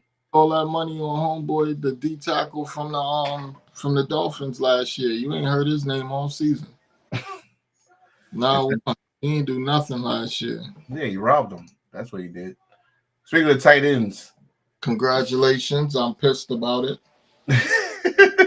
Oh yeah, he earned it now. He earned it. The only reason I'm pissed is because we about to give Kittle an extension, and now that this kid is making all this money, we got to figure out what's going to be a good price for Kittle because Kittle was the number 1 tight end in the NFL last year. Right, You going to extend the older player, and you got the young buck coming up making that kind of money. you get him this kind of money, so now, like you said, for Kittles, for Bowers is going to blow that contract out the water when bro, it's him. bro, and then you got what's name who decided to stay. He's not retiring. You know how he gonna feel about it, but you might as well stay in your contract. Don't think about getting no more money. Where is it? I forgot his name. But congratulations, kid. You deserve it. You know, He had a fabulous year on a bad team. just like Bowers. Then this happens today. I mean, Keith Keenum. I don't even know why we put this up. I'll put it up because why? Why? I mean, Case Keenum. this dude, he's the new Fitzpatrick right now. He's a Fitzpatrick. journeyman. It's way better than Case. Oh Keenum. yeah, of course. But I mean, there's traveling. He's collecting jerseys. Oh yeah, he's more like what's the boy that's on that show with Shady and them on FS1? I know exactly who you're talking about. Chase Daniels. That's Chase Daniels. Been on every team in the NFL. God, man, boy, congratulations. I don't know if you're gonna see the field, but It's crazy how Chase Daniels and Dan Orlovsky are the new quarterback genius analysts. They couldn't do nothing when they played. That's crazy. Daniels was behind some of the best quarterbacks in the world. Dude got drafted with the Saints. He's behind Drew Brees. Drew Brees forever. Hey, come on. He was behind Patrick Mahomes. He was behind a bunch of people. So he got super ring, so he get to talk shit. Mm-hmm. Okay, you got super ring with McCoy too. Mm-hmm. Okay, that's speaking of this. Pretty much They said Travis Hunter was out there showing off today, bro. Travis Hunter, I gotta say about Shador too. Shador, people, we was talking about this earlier this week about his draft status when it went down. So my question, and I saw the ESPN, so I'm gonna ask you this question: besides the Browns and the Giants, what is a perfect fit for Shador? A perfect fit would be a team that already has a quarterback. Unfortunately, in terms of the teams that need a quarterback, I All right. So my thing with Shador to me is probably the best quarterback coming out of the draft. I know everybody thinks it's Cam Ward, but in my opinion, it's Shador. Because if you're completing 74% of your passes and you only have one really good receiver, you have no running back, you have no O-line, and they know this is who you're going to go to. Like people say a knock on him is the fact that he holds the ball too long. You know what I mean? But how can I not hold the ball that long when I only got one receiver and they double teaming him? I don't have nobody I can hand the ball. I don't have nobody I can hand the ball off to, so nobody's playing against the run. They're playing the pass because they know that's all we can do. And I'm still averaging over 300 yards a game and 74% passing. Like, I don't understand why is this so complicated for these NFL teams. Derek just said the Steelers and the Raiders be a perfect fit. I'm worried about a young quarterback being on the Steelers because of the expectations. Just having missed the playoffs in 25 years or some shit like that. So you go in there, they want you to be the missing piece if you go. Wait, Steelers? Yeah, the Steelers, they made the playoffs like 15 years straight. Yeah. Tomlin never had a losing record. Yeah, so well, not the playoffs, but he never had a losing record in that time period. But this is the problem. They think that they're with their defense and now their addition of Metcalf and you got Pickens and you got Freiermuth and you know what I mean? They think that all you need to do is drop in remember the Broncos thought that they could do that, just drop in a quarterback and you're going to automatically be a star team. Yeah. Like teams really think that that's something like it can work where you just drop in a quarterback in a situation that you think is a good situation and it take you to look at Brett Favre. Look at Aaron Rodgers and the Jets. Oh, their basis behind him was we only give up 19 points a game and he scores 22 points a game, so we should be able to beat anybody. That shit sounds great on paper. Shador, I don't like a young quarterback going to the Steelers because you got people like Metcalf and Pickens who are crash outs. You know what I mean? They're going to get in his face. They're going to be extra. They're going to talk shit to him. And he can take it mentally. Yeah. But I think they need more of a quarterback that's going, yo, shut the fuck up. I think he'll say that shit now. The ball when I get the ball and he wasn't open, so I didn't throw it to you. You want me to just throw you the ball every play? You think you open, but you're not. Mm-hmm. You know what I mean? They need somebody like that that's going to come in there and be on some fuck it with them. You know what I mean? So I think he would succeed no matter where he goes because he's built for that mental. Yeah. But remember what I keep telling you, for NFL player to succeed, 90% of the time it depends on the system they're in. What system are they going to be running for him? Like, a lot of these teams suck because the offensive coordinator comes in there with a system already in place and doesn't build the system around the players that they have. Mm-hmm.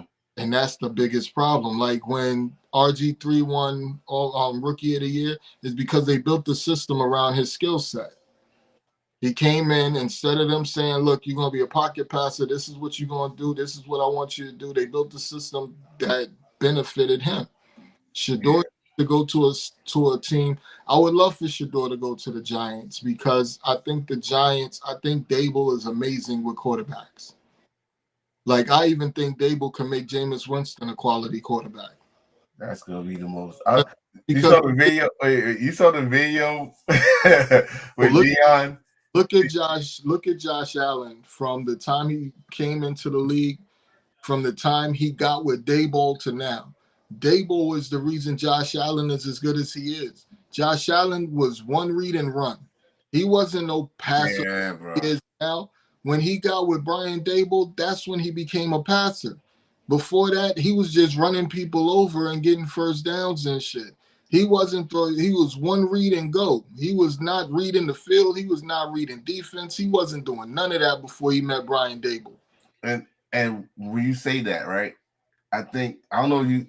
It's a video out there with Johnny Manziel, and I love what he said.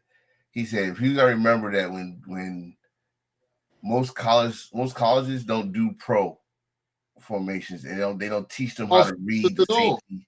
They They don't teach them, you in the shotgun you in the shotgun the whole game. right. They don't teach them cover 2, cover 3. So when they asking questions, you got somebody behind them that they get mad. Like, why, dude? You the number one pick. You don't know what cover 2. No, they don't. They don't know that shit. Ooh. So when you got a coach, like you said, Dable was that could, hey, you need to learn how to do this, do this, do this. Turn this dude from, like you said, one read to run to MVP. And that's the other thing with the Steelers why I don't like Shedeur going to the Steelers. Because if you look at the Steelers, they have a horrible track record with quarterbacks, developing quarterbacks. Wait, after Roethlisberger left. After Big Ben, they haven't had a – look at the quarterbacks they've picked. They pick it. That Rudolph. Like, these quarterbacks that they are choosing are horrible. Like, who is they're the best team in the world when it comes to evaluating wide receiver talent because they good receiver. But when it comes to quarterbacks, they don't have a clue what they doing picking a quarterback out of the draft. Are you crazy? The quarterback, I give also some of the blame to the carousel they have with offensive coordinators too. Yeah. Like, one year you had a quarterback throwing 5,000 yards. Another year you have a quarterback that's barely making it 3. So, I like the Smith though. I'm for Shedeur. I don't think there's no such thing as a perfect fit. Like you just said, they will have to fit around his skill. Until they teach, unless you do it out. I love what how the Falcons did. Have him, if he's not pro set ready, have him behind someone until he get ready. Shedeur would fit perfect on these teams. Shedeur would fit perfect on the San Francisco 49ers. He would fit perfect on the Rams. He would fit perfect on the Packers. He would fit perfect in Miami. And the reason these teams are perfect fits for him is because they're not really built on the quarterback being athletic. They're built on the quarterback being precise with the ball and making the right decisions when he's throwing the ball. So, and they don't give you a million reads. They have a play that's designed where this one player is supposed to be wide open. That's the way their offenses are designed. This player, you don't even got to do too much. This guy is going to be wide. Trust me. If he's not, get the hell out of there. You got to get that ball to him precise. And that's what Shedeur is amazing at. He's amazing at timing throws. He's amazing with accuracy.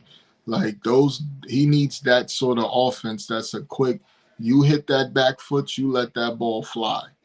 He will kill the NFL if he gets on a team like that has that particular type of offense. So are we? I'm not giving up on it. Like probably during the season, I was not. I didn't see no sign of him coming. But are we giving up the idea of him being a Giant? I think if Shedeur somehow fell to the end of the first round, the Giants would move up into the first round to get him, or the Browns would. I think they would do that. Well, let's see here. But before let's see, like we talked about Shedeur enough. Let's talk about Travis Hunter. Travis Hunter showing his ass off, and I'm telling you right now, I'm calling it. Whoever drafts him, we gonna see him on both sides of the ball. Absolutely. We're gonna see him on both. If not both sides, he's gonna be the Deion Sanders of this generation. What I mean by that is he's gonna return punts, return kicks, cover them, play receivers, package receivers somewhere. He's gonna be the all-purpose player. I think they're gonna bring him in on defense and then just have packages for him on the offensive side. Yeah, definitely. I think they're gonna draft him at cornerback and then put packages in for him on offense. Oh, especially before I go to the next thing, special shout out to Jimmy Horn Jr. The pass that he caught is getting viral, right? It's like being viral right now. He caught from Shador. He caught it like over his shoulder, 2 feet in with the line. They don't have like they got like imaginary red line. Went 2 feet, slid, did a flip. I was like, and then he got up and did a backflip. He gets on the right team, he gonna be dangerous. Cause I don't know what Deion got cooked up this year for Colorado, but that's your weapon. I'm calling it right now. That's your weapon. So we talked about this. It's our last segment right here. We talked about the draft. It's coming up April 24th. Yep. Here's the first round picks as of right now. We don't know what trades, what's going to happen, but these are the picks. The top 10. And then we can talk about everything else. Top 10. Number 1 is Titans. Number 2, Browns. Giants. Number 3, Patriots. Number 4, Jaguars. 5, Raiders. 6, Jets. 7, Panthers. 8, Saints. 9, Bears are 10. Let's start with the Titans. What is their needs? Titans are going Cam Ward. Cam Ward. Browns, number 1 need. The Browns are going Carter, the defensive end. You put him on the other side of Garrett, that's going to just be dangerous. Damn, that's scary. Well, very scary for all the Steelers and Cincinnati fans. Giants, are we taking Shador? Giants are going Travis Hunter. He's the best. Ooh, damn, I like that. He's the best player in the draft, and he falls to them at number 3. They're definitely taking Travis Hunter. Oh, my God. Put him with neighbors on. I'm just saying. Patriots at this point, I think they're going to go offensive line. They're going to take the best lineman available because they wanted one of those top 2 defensive players. But since they wasn't there, they're going to go O-line. Hey, Jay Lightning. She's watching this on Twitter. Hey. Oh, we are Jaguars. What are we looking at? Jaguars are going defense. They're either going to take they need a corner real bad and they need defensive line real bad. I think they're going to go Mason Graham. Ooh, nice pick. Jets. Wait, I gotta do the deep breath. Because I need them to do something logical. If I'm the Jets, it's no way I'm letting Shador Sanders. Hold on, we skipped the Raiders. Really? Yeah. Oh, shit. Skip the Raiders. Raiders. Now that they've given this dummy an extension, I can't see them taking Shador, which is where I thought the backup plan would be for him to go if he didn't get picked up by the Giants. Jay said the Patriots need Abdul Carter, but he ain't gonna be there. There's no way Abdul Carter falls to number 4. It's not even happening. The only way the Patriots is going to get Carter if they move up to 2 or 3. Yeah, because there ain't no way Carter's sliding. Carter is the best interior lineman. The Raiders, before they signed Geno to this extension, I would have said Shador Sanders. With that being said, I think they have to go offense and they have to do something because they only have Bowers. I think they might mess around and take the best running back in a long time. We said the Browns might take Carter. Yeah, Browns is taking Carter.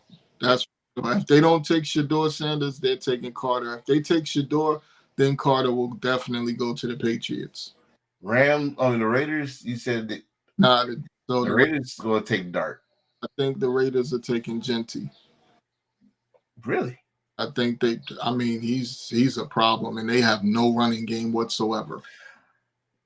Oh, for him to get the 6th spot though. Think about it. What did who did Pete Carroll have his whole career? In college, he had Reggie Bush. In the NFL, he had Marshawn Lynch.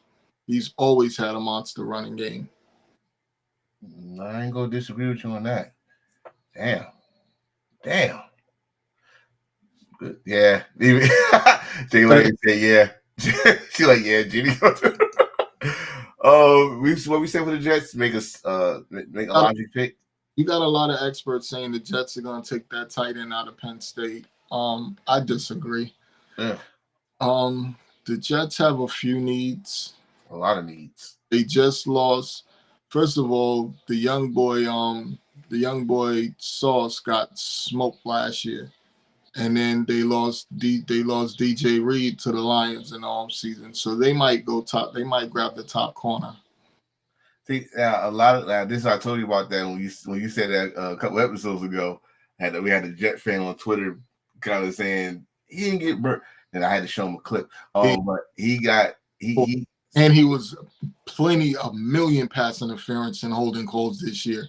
He didn't do none of that the last season. I'm about to say, let me put this in perspective for Sauce. I like Sauce; he's a good corner, but when Henderson from Detroit got more interceptions than you, yeah, we gotta do something about that.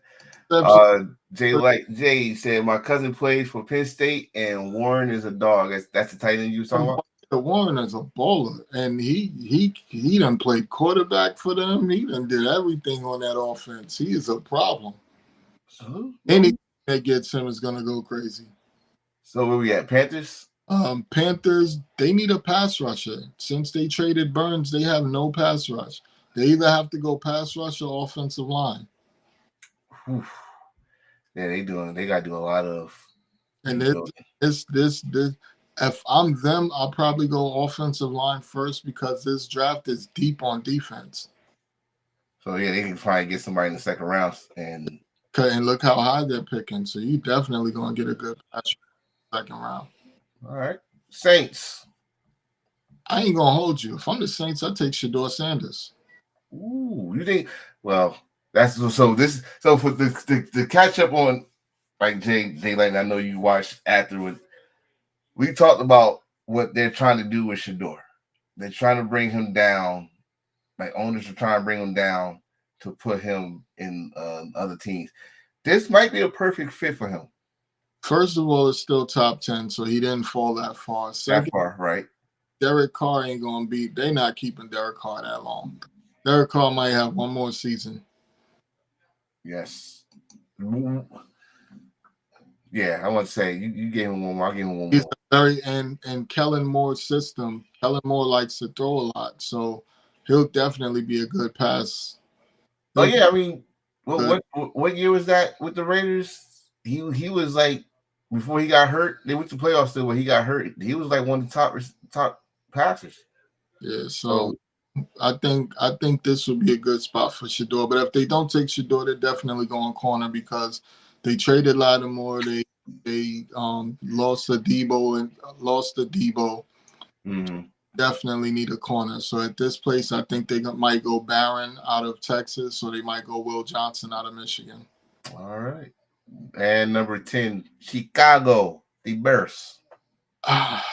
What would you do if you was the Bears?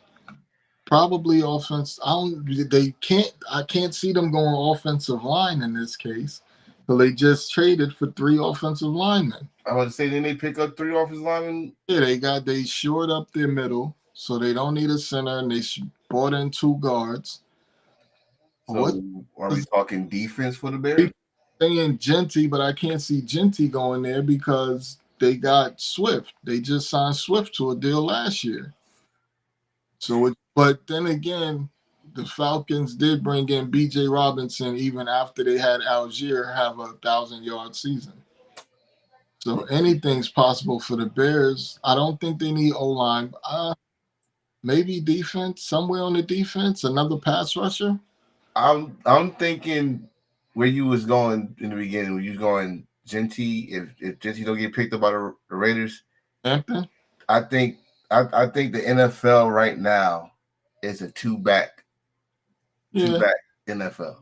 And Swift, as you saw this year, when Swift is not on that field, the Bears is a whole different team. It wasn't Swift. It was the offensive play calling was horrible. First of all, if you got a young quarterback, your number one weapon is your run game. You don't want your quarterback out there throwing 30, 40 times a game. You want him throwing at the most maybe 19 to 20. I'm about to tell you right now, as much as I love where you're going with this, this NFL. Yeah, it's different. As happy as and they you know how I feel about this when I say they try to devalue the running back and the running game stuff. They want it to be more the passing game. Look what the Eagles did. They took the ball out of Hurts' hands especially earlier in the season when he was struggling and looking horrible throwing. They took Mhm. the ball out of his hand and handed it off to Saquon. That game against the Saints, Saquon won Mhm. by itself. Like Saquon Sweet. so many games for them this year because they took the ball out the quarterback hands. That just makes it so much easier for the quarterback. You got a strong run game. It starts like this: a strong run game is the number one. A Mhm. defense is number two, and a tight end that he can get the ball to. When he, Safety valve. those are the top three things you need for a quarterback, especially a young quarterback. Hey, I always say I'm still always run first. All Run.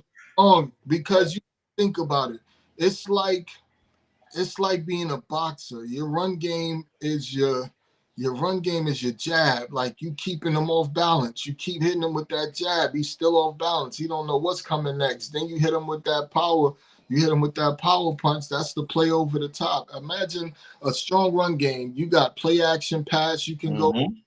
You can do whatever you want on first and second down if you're picking up 4 or 5 yards to carry. Like a strong run game is like the best thing to have for any team on both sides of the ball. It Yeah. helps defense because it's keeping your defense on the sideline because you're eating up the clock. Yep. And the team that just won the Super Bowl proved that fact. That's what I'm saying. Look at the team. Look at the teams that pretty much won it for the most part recently. It has strong run games. Yep. I will not disagree. So that's the first 10. You want to do the next 10 or you want to? The next 10, we could talk about what they need. I'm not sure what players will go to those teams, but it could tell you what they need. 49ers, I'm pretty sure from all of my sources that the 49ers are head over heels in love with this kid, Mike Green, out of Marshall. Okay. He had 17 and a half sacks last year, 23 tackles for loss. He plays really good against the run. He has a really good punch against bigger linemen. I think you put him on the other side of Bosa, that's going to be something special. And then I think they trade back into the end of the first round and get maybe a D tackle. And I think the one that they're going to target at the end of the first round, if they could get back in, I think they're trying to get back in where the Commanders are because the Commanders only have 5 picks. And they want to trade back in with the Commanders and give the Commanders their second round pick. A second, possibly a third or a fourth, and a pick for next year to get there. I think they're at 29 or something like that. Jay said, "Hope we get the wide receiver from Arizona, McMillan." I love McMillan's stats, and I love his stature. He's the big guy. He's going to catch every 50-50 ball. The only thing I don't love about McMillan is he doesn't love football. He plays football, but he's not in love with football. Like these other players, Shador and them, they love football. McMillan don't. T-Mac don't love football. He's out there and he's gonna give it his all while he's out there, but he don't love football. He's like who can I compare him to? But He's like Green. he reminds me of DJ Moore a lot. He got the size. He has decent speed, and he's definitely going to be a Pro Bowl player if he gets in the right system. If he goes to the Washington, he's definitely going to ball out. You put him, Debo, and Scary Terry? Terry, that's going to be ugly. Shit. Hard to stop. And they got the Washington got a running game. I think they're going to grab another running back to add to that run game in this draft. I'm not even going to hold you. See, I mean, that's a 2-back system. It could work if you do it right. Detroit did it right. I think Washington could do it. I think, if I'm not mistaken, hell, the Eagles really could have done it if they wanted to. They got a nice backup. Trying to send offensive weapons to the Cowboys. Somebody said Genty. Somebody said the kid Golden, the wide receiver from Texas. They're going to line. They got to replace what's my boy name? The guard that just retired. They got to replace Martin. Yeah, they got to replace Martin. So their Cowboys is going O-line at 12. I don't care what these people talking about. Oh, that's their formula. Like that's Jerry Jones' son's formula. As I'm telling people, like Cowboys success, every time Cowboys were successful, especially running, They had big ass linemen that can move. They've since Jerry Jones let his son help out with drafting, they had a monster line every year. But now that line is falling apart, so they got to replace Martin. He's not something easy to replace, and number 12 is the perfect place to replace him. Dolphins, Dolphins. one. I think Dolphins probably either go O-line. I think they might go O-line. They need a tight end because homeboy balled out for them last year. They better go line. If Tua get hit one more time, since he don't want to wear that damn guard helmet. That's why I think they go O-line. Colts, they saying the Colts is definitely all in on the tight end from Pittsburgh. Well, I mean from Pitt, Warren. So the Jets, if the Jets don't get him, he's definitely going to the Colts. Okay. The Falcons, what do the Falcons need? They need O-line, they need D-tackle, they need safety. they need to pack him up. The other thing the Dolphins are going to do, if they don't take O-line, they're definitely going safety. Oh, yeah, because they just lost safety. They just lost the boy to the Giants. Falcons, they don't need a quarterback. They don't need receivers. They don't need a tight end. They don't need a running back. They need O-line. They just lost this. Yeah, they probably go O-line because they just lost their center to the Bears. Shit. They just lost their center. He was like the number 5 center in the league, so I don't even understand why they didn't re-sign him. This is a good. What do the Cardinals need? What do they need? I think they need have a bunch of needs on defense, and they always need an O-lineman. They're either gonna go O-line or they might go receiver. I could see them going T-Mac. I could see them going Golden from Texas. They got to put somebody opposite Marvin Jones. That's him. I mean, I think they need a line. I'm so sick of seeing Murray run for his damn life. They need a line, definitely. If they don't, I could definitely see them going wide receiver. Damn. So you got Marvin Harris Jr. They don't have nobody on the other side. Yeah. They don't have a number 2. They don't have a slot. And they got the tight end. That's about it. Got a wide receiver. That's it. And you got a good running back in Connor. So I think they could go number 2 receiver at this position at this point in the draft. All right. Bengals need everything but wide receiver. Bengals. Outside of quarterback and wide receiver, they need everything you can think of. I mean, dude, you just paid your number 2 receiver. I'm sorry, your your 1B as Chase said, receiver. All this money. They might trade Hendrickson on draft night. They might mess around and trade Hendrickson on draft night because they basically gave him a take it or leave it offer. Like, yo, either you're going to take this or leave it. We're not going to sit here and play with you. Either you're taking it or not. Yeah, defense, definitely. They need everything. They have no O-line. They have no defense. They have no linebackers. They have no cornerbacks. They have no safeties. They have no, outside of Hendrickson, they have no pass rush. Who's their running back? My boy, the young boy, what's my young boy name? Chase. Oh, okay. Chase performed well. I had him on fantasy. He did his thing for me.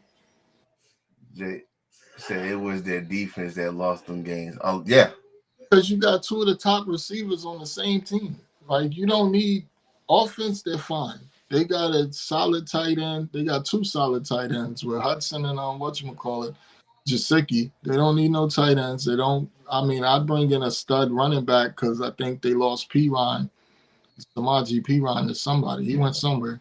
But if I'm them, I'm using every draft pick I got on defense.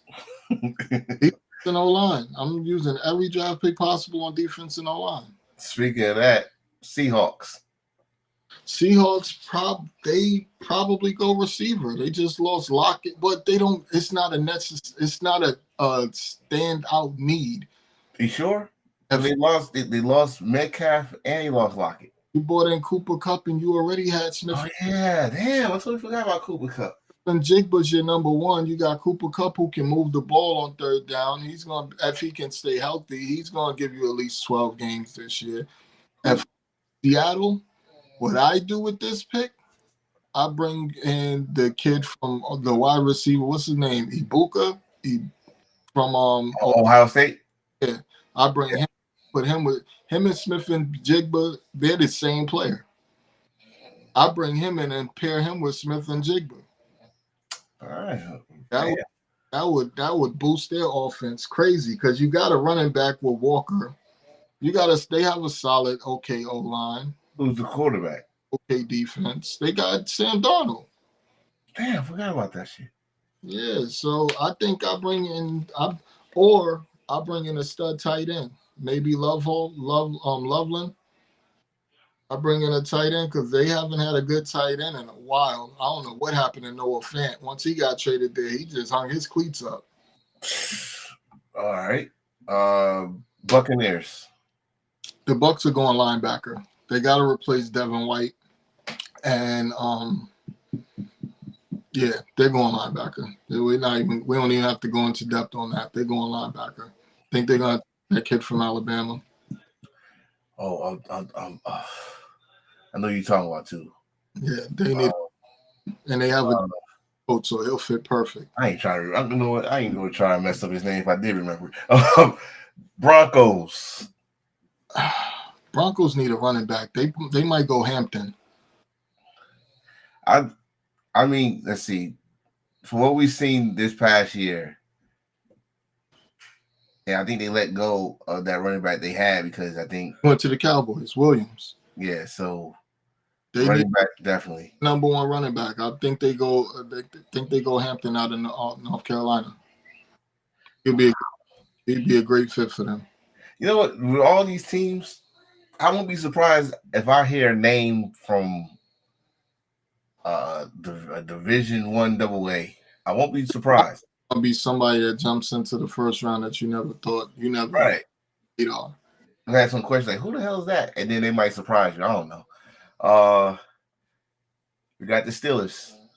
Steelers. It depends on what they do with Aaron Rodgers. They might take They probably still going to take a quarterback, but I don't know if they take one at this point. If they sign Aaron Rodgers, I think they don't take a quarterback early. I think they wait till the second round because you got a few. There's a handful of quarterbacks that are second and third round worthy. They're just not first round picks. But if they're in love with Jackson Dart, take Jackson Dart and let him sit behind Rodgers for a year and learn. I was going. You know what? Now before we finish this list off, because we're at 22, this is the order, but we don't know because motherfuckers might start trading to move up to get certain people. But that's gonna happen. It's guaranteed it's gonna happen. First round too. If Shador falls, it's gonna happen. Somebody's gonna move up for Shador if he falls. Whew. This will be one hell of a draft. Chargers. What we looking for the Chargers? Chargers is a great team for T-Mac to go to. They need another receiver to go with the boy last year. He balled out for a rookie. I mean, he balled out. McConkey. Yeah. So they yeah. bring in T-Mac to go with him. That'll be great. They brought back whack-ass Mike Williams that went to the Jets and then the Steelers. They brought him back. They still got I can't catch Quentin Johnson. Oh, I can't catch prime time. Yeah. You gotta bring that boy dropped so many damn passes. Either that or I could see them going tight end as well. Packers. Packers need a few things, but what do they do? I don't know. Well, they're good at running back. Do they bring in a pass rusher? They're talking about maybe moving on from Zaire Alexander. Really? Yeah. They've been talking about that for a minute. So maybe they bring in a cornerback. Maybe Will Johnson falls. Maybe they take Will Johnson. Okay. I mean, damn. What the Vikings need. They went and got O-line. They went and beefed up the O-line in the offseason. They beefed up the D-line in the offseason. They had the number one team in takeaways. Like, what do you do if you're the Vikings? Maybe a safety? Maybe a safety or corner. They don't need receivers. They don't need tight end. They don't need O-line or D-line. They don't need a quarterback. Yeah, let's stick with the defensive backfield. Maybe safety or corner. Yeah.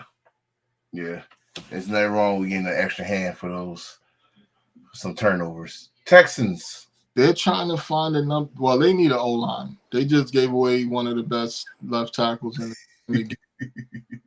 They got to get a line. They got to get a left tackle. We not. They gotta do something because boy, y'all don't protect CJ. It will be early retirement. Rams. I don't know. I'll work on the defensive line. They're not going D-line because remember last year they took 2 in the first round. They got a pass rusher and a D tackle. So I don't know. Think they should get another one to match up with their defensive rookie of the year. I think they go secondary. They need corners. Well, I think secondary. A good pass rush could. Yeah, pass corners look good even when they're not. Right. Ravens. What we got for the Ravens? They usually go defense. Did they get a? I remember we talked about this. They are one receiver away. Did they get that receiver? Well, every year it's the same thing with them, and they probably think that they're good now that they got Hopkins, but Hopkins is washed up. He ain't been good. That's why I asked you that question. Yeah. That's why I asked that question because you like when you say that shit. He was solid in Arizona, but he ain't been shit since. You can't even remember him being on the Titans. I barely remember him on the damn Chiefs until he wanted to go a touchdown pass. Lions. Oh man. Lions need another pass rusher opposite of Hutchinson. Yeah.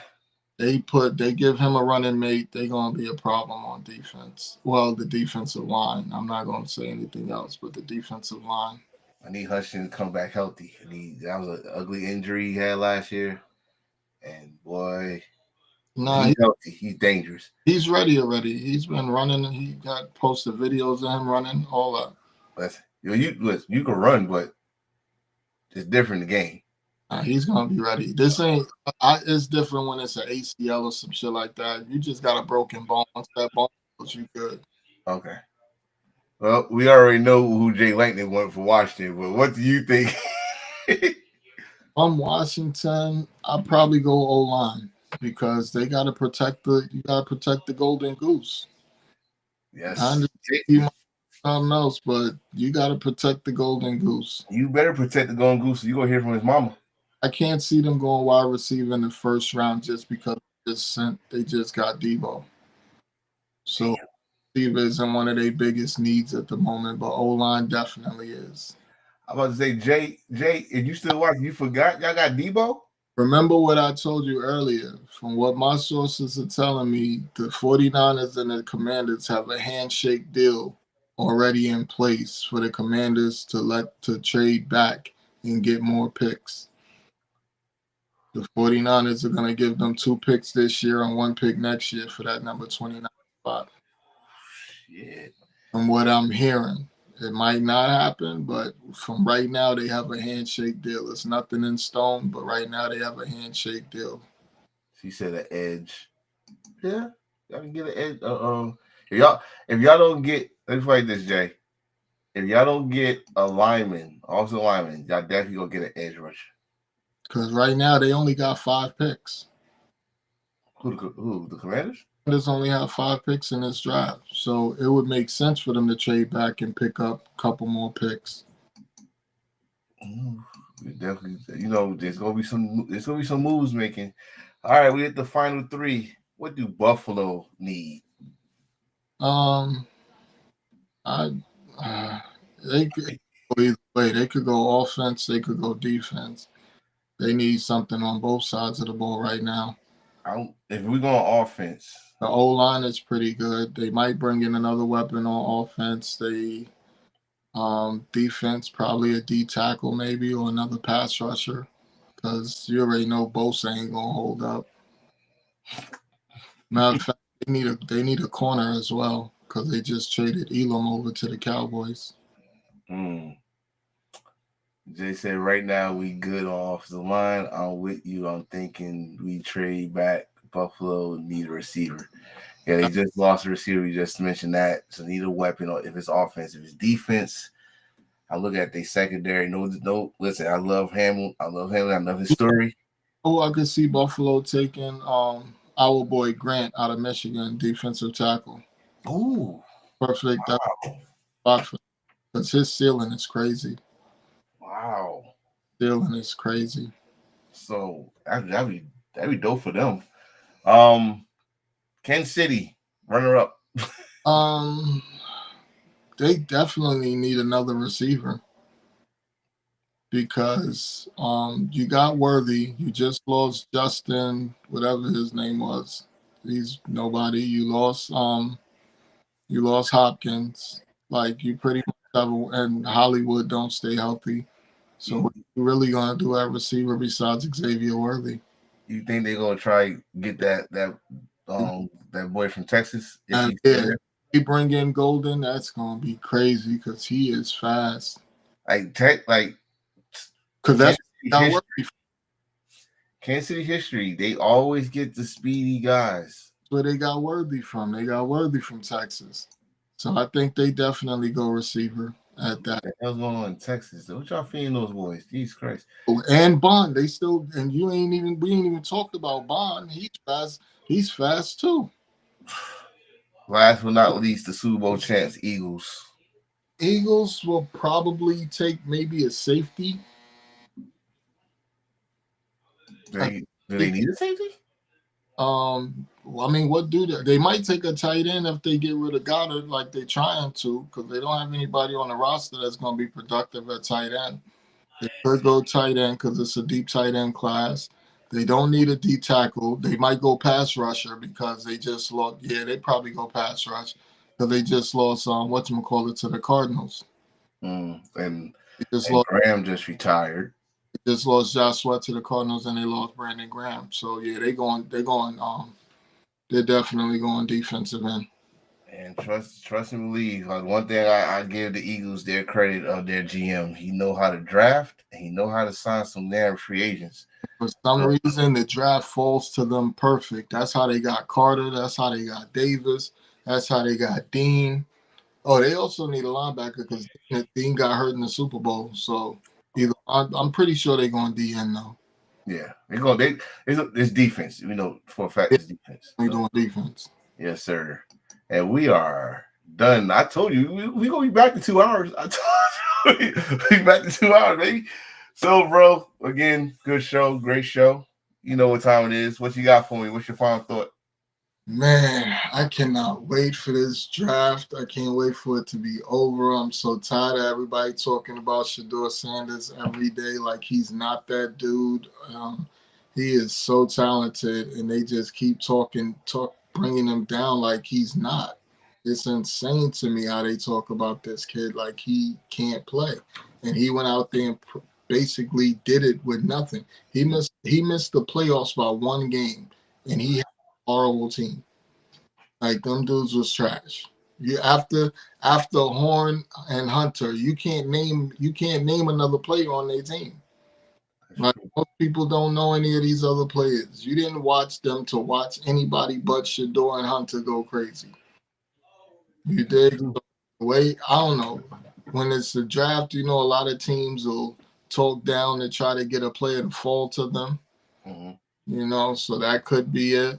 But I just can't stand the way they talk about this kid. He's a model student. He's a model citizen. He's never been in no trouble.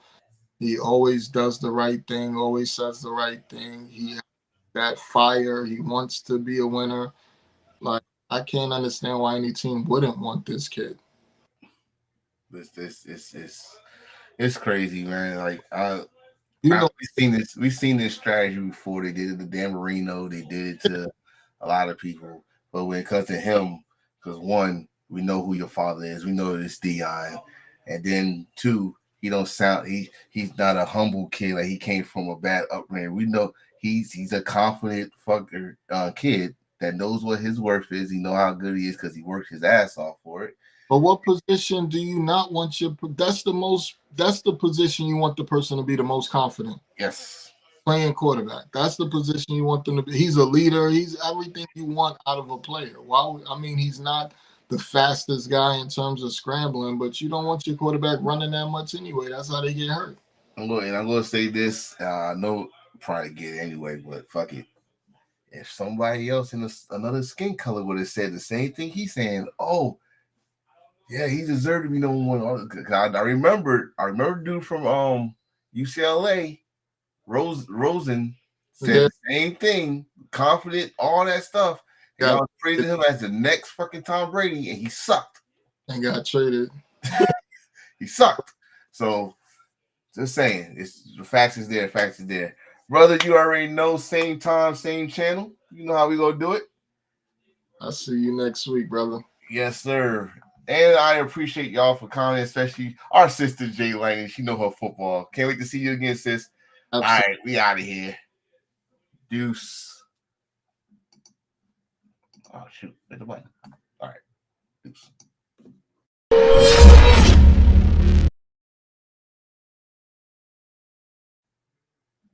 Okay.